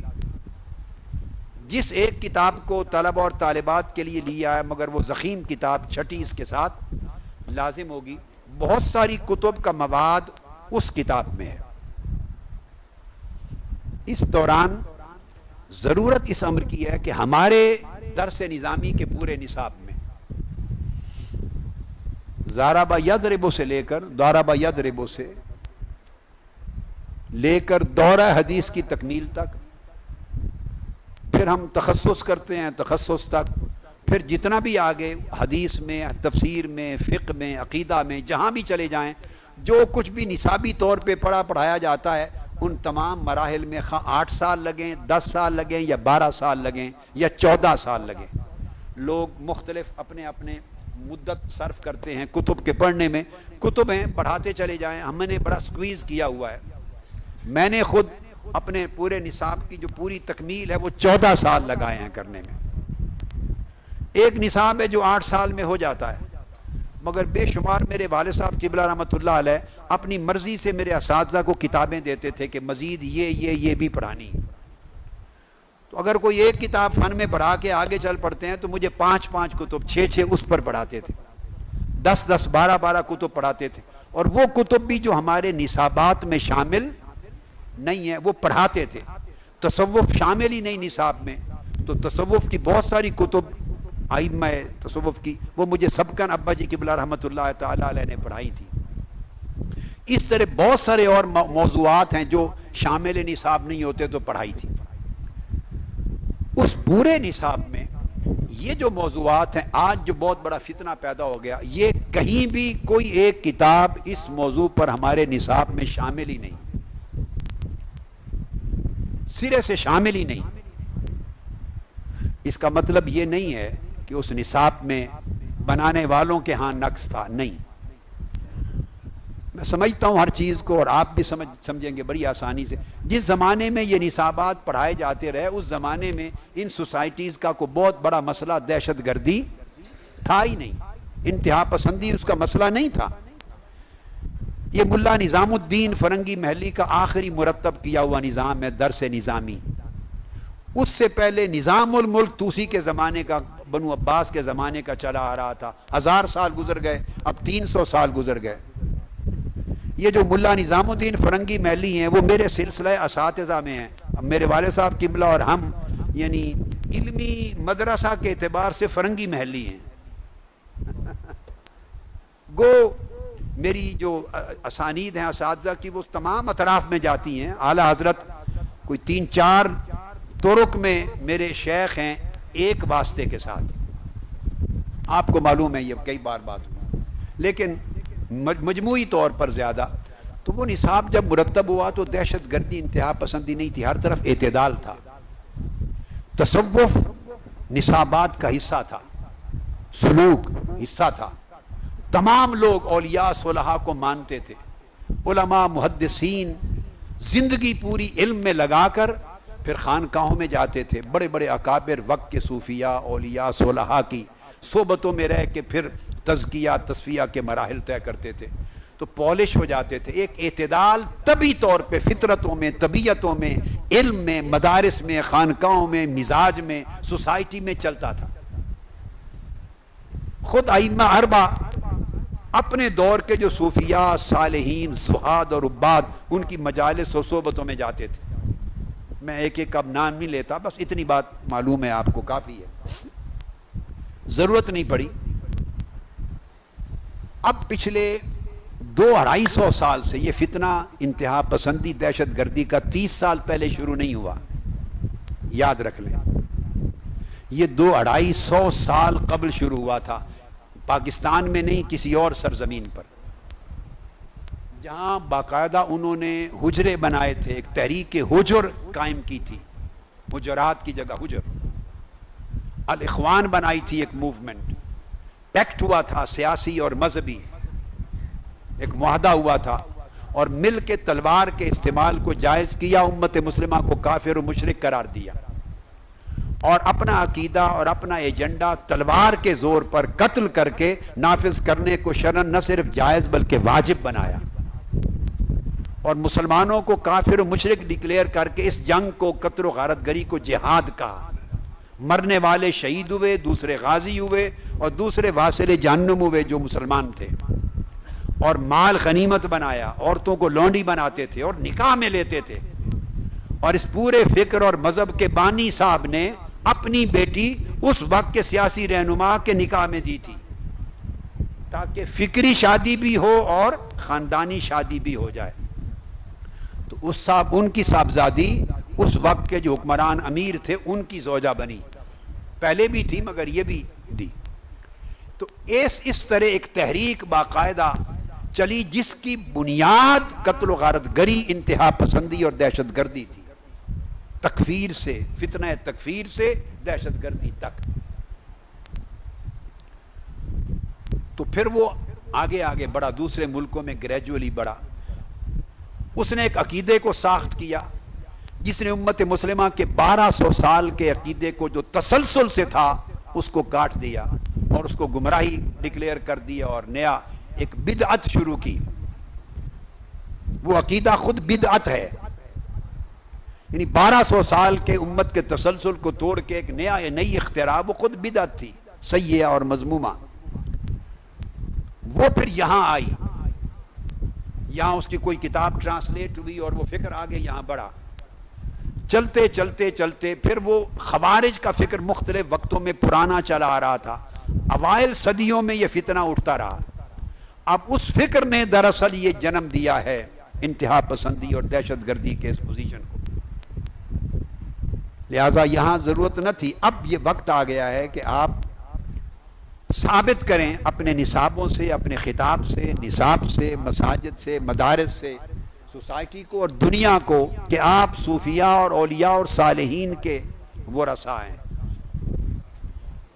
آپ اہل امن کے، قلبی امن، روحانی امن، ظاہری اور باطنی امن کے آپ وارث ہیں.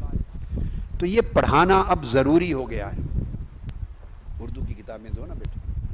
تو یہ آپ نصابی کتابیں آسانی ہو گئی، آپ جو بھی باب کھولیں گے اور وہ ایک کتاب نہ بھولیے، بڑی اہم ہے، جو ہی چھپے وہ لے لینا ہے. آپ سمجھیں 75% حصہ اس کتاب میں ہے جو آ رہی ہے. جی اس کا وہ اسی طرح آ جائے گا. یہ فروغ امن انصداد اسلامی نصاب آگے آئے گا. اہم کتب برائے مطالعہ، اہم کتب برائے مطالعہ لکھا جائے گا، عنوان یہی ہوگا. آپ جب اس کے باب کو کھولیں گے تو اس کا طریقہ یہ ہے کہ مثلا ایک باب ہے،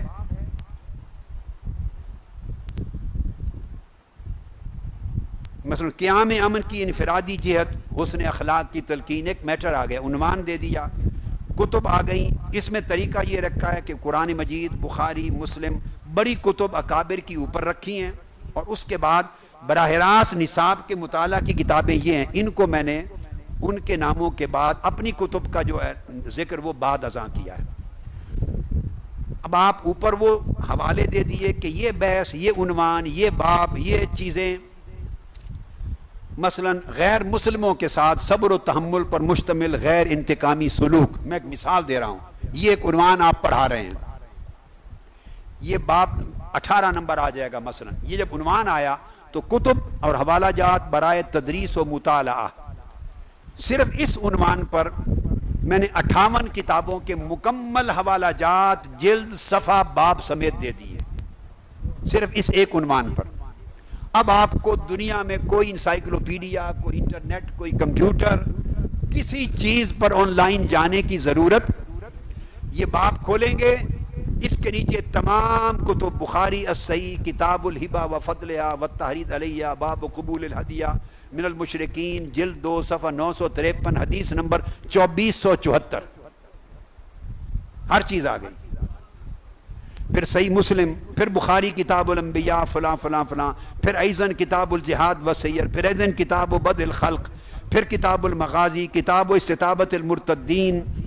یعنی 7 ابواب کے کتب کے حوالے بخاری سے دے دیے. اب آپ کو کہیں سے نکالنے کی ضرورت نہیں، اوپر عنوان پڑھیں گے پڑھانے کے لیے. اگر آپ چاہتے ہیں کہ اصل کتاب کے حوالے پڑھائیں اور دکھائیں تو سارے موجود ہیں. آپ کو صحیح بخاری شریف کا نسخہ اٹھانا ہے، سارا کوئی درجہ کھول کے پڑھا دیں. مسلم شریف اٹھائیں، فلاں کتاب اٹھائیں، فلاں اٹھائیں، اس طرح کرتے ابو داؤد اٹھائیں، احمد بن حنبل دیکھیں، ترمذی سے پڑھائیں، تو ساری کتب کو دے دیا. مسند ابو وانا کو، عبد بن حمید کو، ابن ابی شیبہ کو، طبرانی، ابن ابی عاصم، بہقی، سارا دے دیا الادب المفرد کر کے. یہ سارے 56 حوالے دے دیے اوپر، 56 کتب حدیث کے مکمل. آخر پہ 2 کتابیں اپنی دے دی، جن میں خالص اسی موضوع پر پوری 2 کتابیں اسی ایک باب پر ہیں. یہاں باب ہے، یہاں پر ایک باب ہے. اور جب اس کو پڑھائیں گے اور آپ چاہتے ہیں کہ اتنی کتابیں کہاں سے اٹھائیں، کتنی محنت صرف کریں، آپ کو فکر ختم کر دی ہے کہ آپ، یہ میں نے بتا دیا، جو پڑھانا چاہے یہ استادانہ، محدثانہ ایک طریقہ ہے. کو اگر یہ کرنا چاہے تب آپ کے لیے آسان ہے، اور آپ آسانی چاہیں تو آپ کو بے نیاز کر دیا ہے کہ آخر میں دیکھیں اس موضوع پر یہاں ایک باب ہے نصاب کے اندر، اور اس باب کو میری ایک پوری کتاب بنا دی. تو آپ اس کتاب کو اٹھائیں گے تو ساری کتاب پڑھا ڈالیں. ایک باب 58 کتابیں حدیث کی دے دی پورے، اور اگر آپ ایک کتاب پہ اکتفا کرنا چاہیں تو اس باب کو ایک پوری کتاب میں پڑھ لیں گے. اسی طرح مثلا کوئی اور موضوع لے لیں، انسانی حقوق کی حرمت. انسانی حقوق کی حرمت ایک باب ہے، آ گیا. اب اس کے تمام صحیح مسلم، کتاب البر والصلہ چلتے آئیں گے. کتب کے حوالے ہیں، 11 کتابیں دے دی ہیں. وہ دے کر تو اس میں کوئی 8 کتابیں اس موضوع پر میری اپنی کتابوں کے حوالہ جات دے دی. وہ کتابوں پر آپ اس کو دیکھ لیں گے، وہ کتاب اٹھائیں گے، پڑھائیں گے، اور سارا موضوع مکمل ہو جائے گا. اسی طرح آپ کوئی موضوع نکالیں گے، دہشت گردوں کی معاونت بھی جرم ہے، خواہ علمی معاونت ہو، خواہ فتویٰ کی معاونت ہو، سیاسی معاونت ہو یا مالی معاونت بھی جرم ہے۔ ایک پیراگراف دے دیا ہے تاکہ وہ تصور کلیئر ہو جائے، اس کے بعد کتابیں دے دی ہیں، ابن ماجہ ہے، بیہقی ہے، فلاں فلاں کتابیں، آخر پہ اپنی کتابیں دے دی، ان کے حوالے دے دی ہیں۔ بغاوت کیا ہے؟ ایک باب آ گیا بغاوت، مسلم ریاست یا نظم اجتماعی کے خلاف مسلح بغاوت کی ممانعت، ایک عنوان آ گیا، اس کی تعریف دے دی ہے، ابتدائی مضمون دے دیا ہے، اقسام دے دی ہیں، جہاں جہاں ضروری بحث ہے وہاں اس کتاب نصاب کے اندر پھر تعریفات، عربی عبارات، کچھ بحثیں بھی دے دیں۔ اس کے بعد پھر ابن حمام کی فتح القدیر ہے، ابن نجیم کی ہے، البحر الرائق ہے، رد المختار ہے، الدر المختار ہے، رد المطار ہے، حاشیہ دسوقی ہے، عینی ہے، بنایا ہے، یہ سارے حوالے جلد صفحہ دے کر کتابیں پڑھانا چاہیں تو اصل کتابیں اٹھا لیں، اور اگر ایک کتاب پہ اکتفا کرنا چاہیں تو نیچے پھر میری کتاب پوری اس ایک باب پر ہے۔ اب اس طرح جب آپ اس کو کرتے چلے جائیں گے، کوئی موضوع لیں گے تو یہ آپ کو ایک سارا کا سارا گویا طریقہ بحث مل جائے گی، ایک اسلوب مل جائے گا۔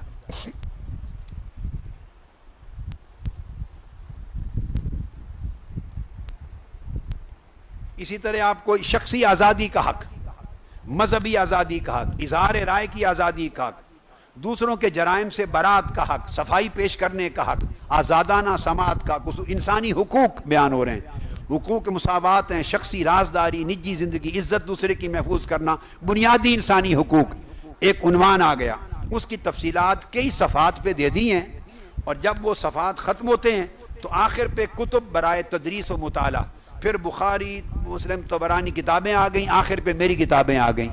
آپ چاہیں اصل کتب پڑھا لیں اور آسانی چاہیں تو اپنی کتاب اٹھائیں اور اس سے سارا مطالعہ کروا لیں۔ اس طرح جہاد کیا ہے مثال کے طور پہ، جب جہاد پڑھائیں گے تو اس جہاد کے اوپر تمام کتب، یہ جو چھٹی کتاب آئے گی بڑی اہم ہے، وہ تمام مراجع اور مصادر آ جائیں گے۔ اگر آپ چاہیں کہ وہ بہت سینکڑوں کتابوں میں کون جائے، میں نے ایک ایک موضوع پر 58 کتابیں، 70 کتابیں بھی دی ہیں، ما کتب، ابواب، صفحہ، جلد، ہر چیز، حدیث نمبر سمیت، 25 40 40 5 5 10 10 حسب ضرورت، لیکن ہر باب کے اوپر ایک کتاب ہے۔ آپ جہاد چاہتے ہیں، جہاد کیا ہے، اس کی اقسام کیا ہیں، آپ سمجھ گئے نا؟ تو جہاد بالعلم کیا ہے، جہاد بالعمل کیا ہے، جہاد بالنفس کیا ہے، جہاد بالمال کیا ہے، یہ اقسام آ جائیں، وہ پڑھائیں، اور تفصیل کے ساتھ اس کو پڑھاتے ہوئے تو آپ پھر چاہیں تو یہ جو 4 اقسام ہیں اس پر پوری کتاب آ گئی، چاہیں تو کتب کو پڑھا لیں، چاہیں تو پوری الجہاد الاکبر کو پڑھا لیں، ساری الجہاد الاکبر۔ اب آ جاتا ہے جہاد بالسیف، اس کے علاوہ وہ کیا ہے، اس کی شرائط کیا ہیں، اس کی تعریف کیا ہے، اقسام کیا ہیں، ضروریات کیا، وغیرہ وغیرہ۔ تو اب آپ چاہیں تو حوالے کتب کے ہیں، اصل مصادر احادیث کتب سے، فقہ سے پڑھا لیں، اور چاہیں تو یہ پوری کتاب ہے کوئی 800 صفحات کی، میری کتاب الجہاد، یہ نئی کتاب ہے، پورے جہاد پر ایک الگ کتاب آ گئی، کتاب الجہاد، سارے ابواب، ساری چیزیں، تفصیل اس کے اندر موجود ہے، اس سے پڑھا لیں۔ اسی طرح آپ ایک باب آئے گا پڑھائیں گے، یہ اس میں نہیں، میں نے کہا چھٹی کتاب جب آپ لیں گے تو اس میں بہت سے عنوانات آئیں گے، یہ ابھی پریس میں ہے، ایک نسخہ صرف لائیں نہیں، تو میں نے آج دکھانے کے لیے، کل اسلام آباد کے لیے نکلوا لی تھی، ابھی یہ اس مہینے 15-20 دن میں آ جائے گی۔ اگر آپ چاہیں مثلا اسلام میں محبت کا تصور، عدم تشدد ہے، عدم تشدد ہے، ایک وہ چھٹی کتاب علامہ شہزاد صاحب، اور ایک یہ 2 چیزیں پریس سے آنی ہے، باقی ساری چھپ چکی ہیں ساری، یہ صرف 2، ایک چھٹی نصاب کی اور ایک وہ۔ تو محبت اور عدم تشدد، اس کے لیے آپ کو کتب مل جائیں گی، اور کتب جانے کی بجائے یہ موضوع لے لیں تو یہ سارا کا سارا اس ایک پوری کتاب میں مل جائے گا، جس میں ہوگا دین اسلام حقیقت میں دین محبت ہے، ایک باب، پیغمبر رحمت سراپا محبت، حرمت دم، تکریم بشر، غیر مسلموں کی جان و مال کا تحفظ، جانوروں پر رحمت شفقت تحفظ، انسانیت کے قتل عام کا حکم، خوارج وغیرہ، پوری کتاب عدم تشدد پر آ گئی۔ آپ چاہیں پڑھانا اس کے اندر نصاب میں آئے گا کہ اسلام خدمت انسانیت کا دین ہے. اسلام صرف عبادات کا نہیں بلکہ خدمت انسانیت کا دین ہے. اس لیے اس کو کائناتی دین کہتے ہیں, آفاقی, انسانیت کا دین ہے. اگر انسانیت کی خدمت کا دین نہ ہو تو پوری انسانیت کے لیے رہنما نہیں ہے. اب یہ وہ جو چھٹی جلد آئے گی اس میں آپ چاہیں تو اصل مصادر اور مراجع کو لے لیں, تمام مصادر اور مراجع آ گئے ہیں. چاہیں تو وہ ایک باب جو ہے انسان خدمت انسانیت کا, اس پر پوری کی پوری کتاب آ گئی. الاحکام الشرعیہ فی کون الاسلام دینا لخدمت الانسانیہ, اسلام اور خدمت انسانیت اردو کا نام ہے. یہ پوری کتاب ما احادیث اور احکام, یہ کوئی 550 صفحات کی پوری کتاب اس خدمت انسانیت کے موضوع پر آ گئی. تو اب یعنی یہ آپ پڑھائیں گے. اسی طرح یہ کتابیں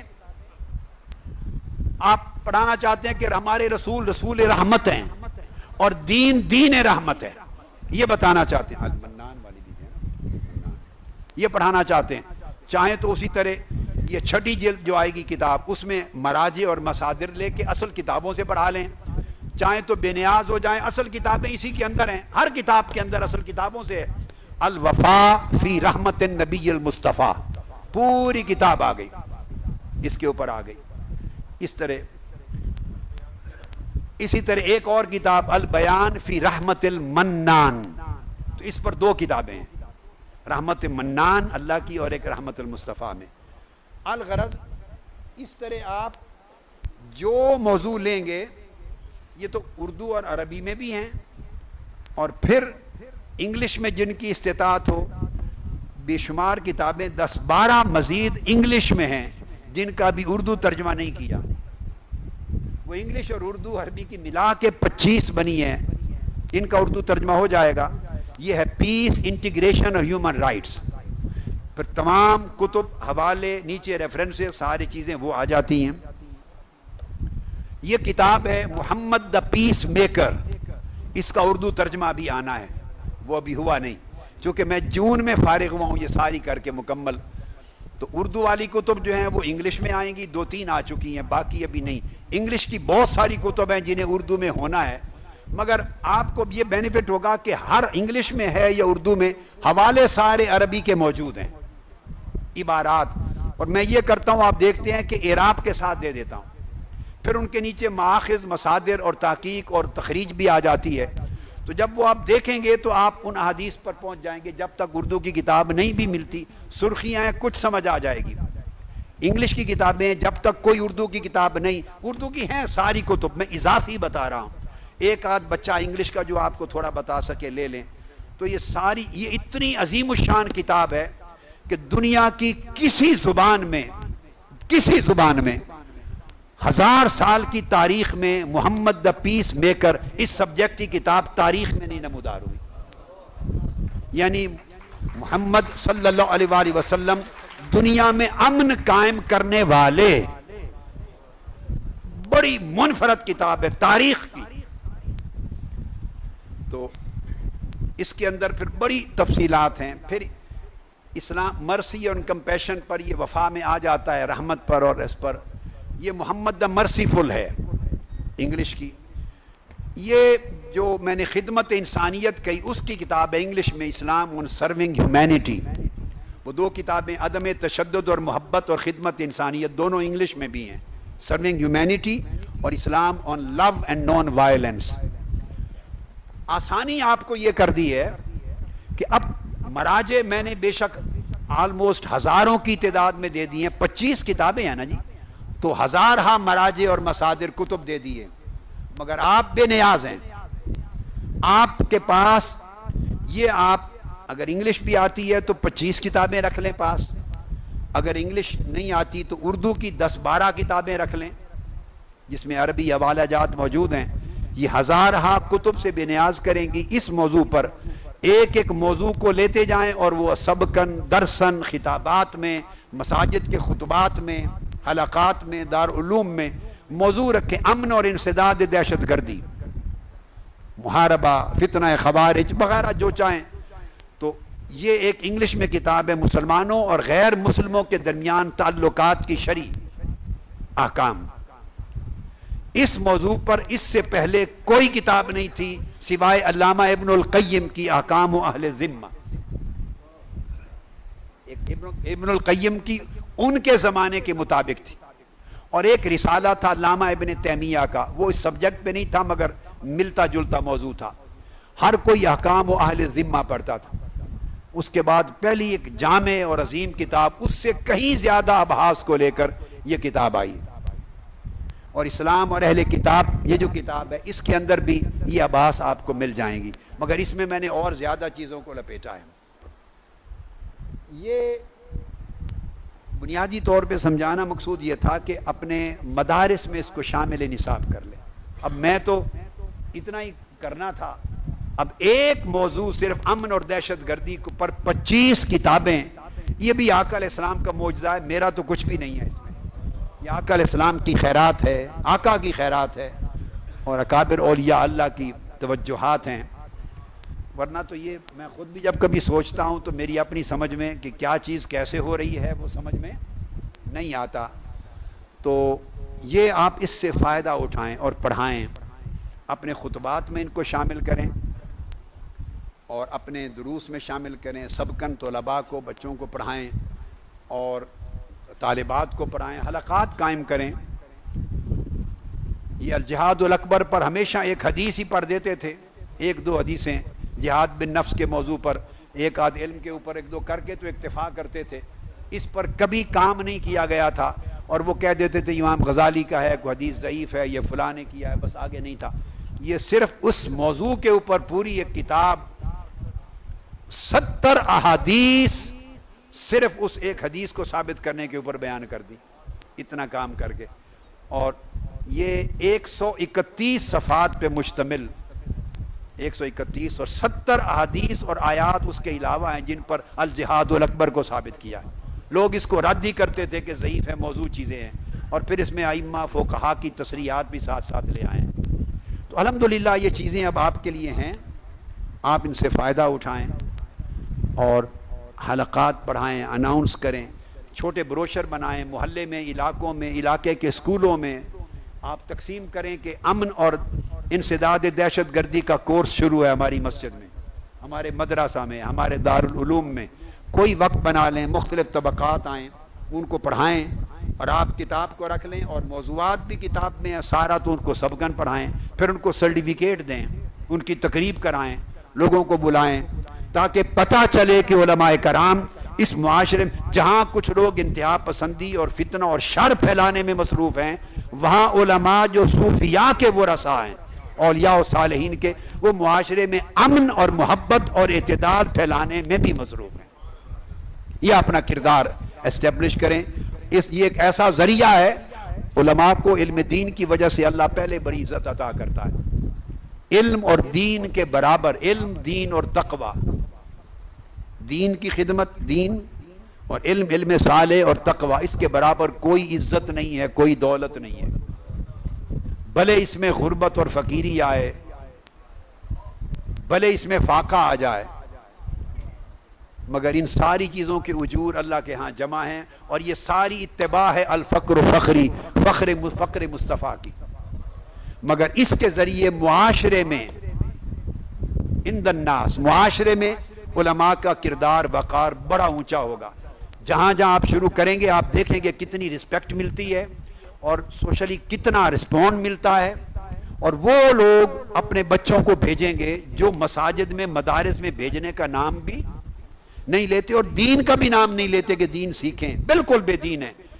اس بہانے، امن کے بہانے، اعتدال کے لفظ کے بہانے، محبت کے بہانے، عدم تشدد کے بہانے، دہشت گردی، انتہا پسندی کے خاتمے کے بہانے، یہ جو تصور جہاد، ان چیزوں کے، ان سبجیکٹ کے بہانے، وہ لوگ جو دین سے معروم ہیں وہ اپنے بچوں کو بھیجیں گے آپ کے ہاں، اور وہ گھرانے دین کے قریب ہوں گے، آپ کی مسجد کے قریب ہوں گے، آپ کے مدرسہ اور دارالعلوم کے قریب ہوں گے، ایک انٹریکشن ہوگا، ایک میری زندگی پر یہ طبیعت رہی ہے، اللہ گواہ ہے، شراب پینے والے بھی مجھے علم ہوتا تھا کہ شرابی ہے، آ کے خواہش کرتا تھا، بس خدا جانے کیوں ہے شرابی، مگر میری ذات سے اس کے دل میں اللہ نے کو محبت رکھ دی اور وہ آ کے میرے پاس بیٹھتا تھا.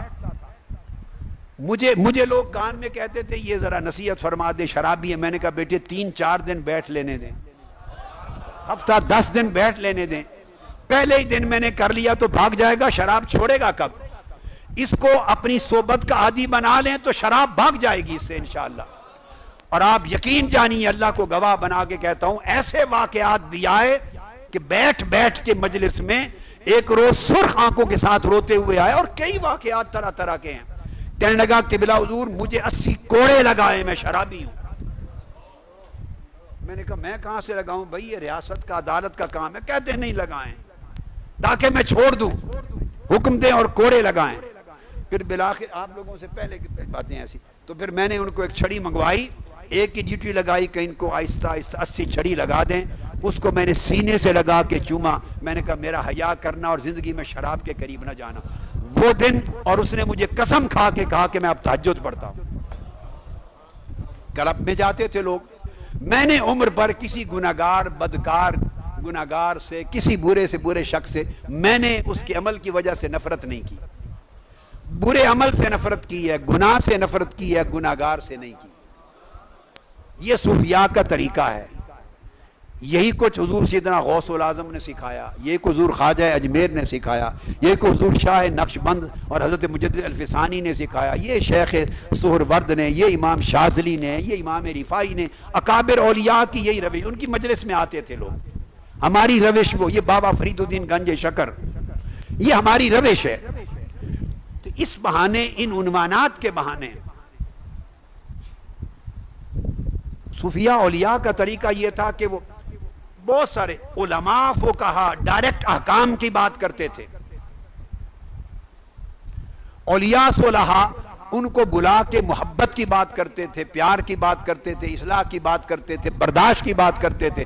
اور صحبت میں بیٹھ بیٹھ کر بالواسطہ، یہ ایک طریق تھا ان کا. اور یہ بھی آقا علیہ السلام کا عطا کیا ہوا طریقہ تھا کہ ان کے اندر پھر احکام اتر جاتے تھے، وہ احکام کی محبت ڈال دیتے تھے. شریعت اوپر سے عمل درآمد کراتی ہے، طریقت اندر سے اس کی رغبت پیدا کراتی ہے. یہ وہ طریقہ ہوگا کہ آپ ان عنوانات کے بہانے بلائیں گے، پڑھائیں گے. وہ گھرانے جو دین کے نام اور دینی اداروں سے متنفر ہوتے ہیں ان کے گھروں میں جائیں کہ یہ سبجیکٹ ہیں تو کورس شروع کیا، بچوں کو بلائیں، محبت کا، عدم تشدد کا، انتہا پسندی کا وغیرہ. تو انشاءاللہ نہ صرف اللہ آپ کی عزت بڑھائے گا بلکہ دین کی عزت بڑھے گی اور دین سے دور بھاگے ہوئے لوگ آپ کے قریب آئیں گے. وما علینا الا البلاغ. آپ کچھ بات کہنا چاہتے ہیں؟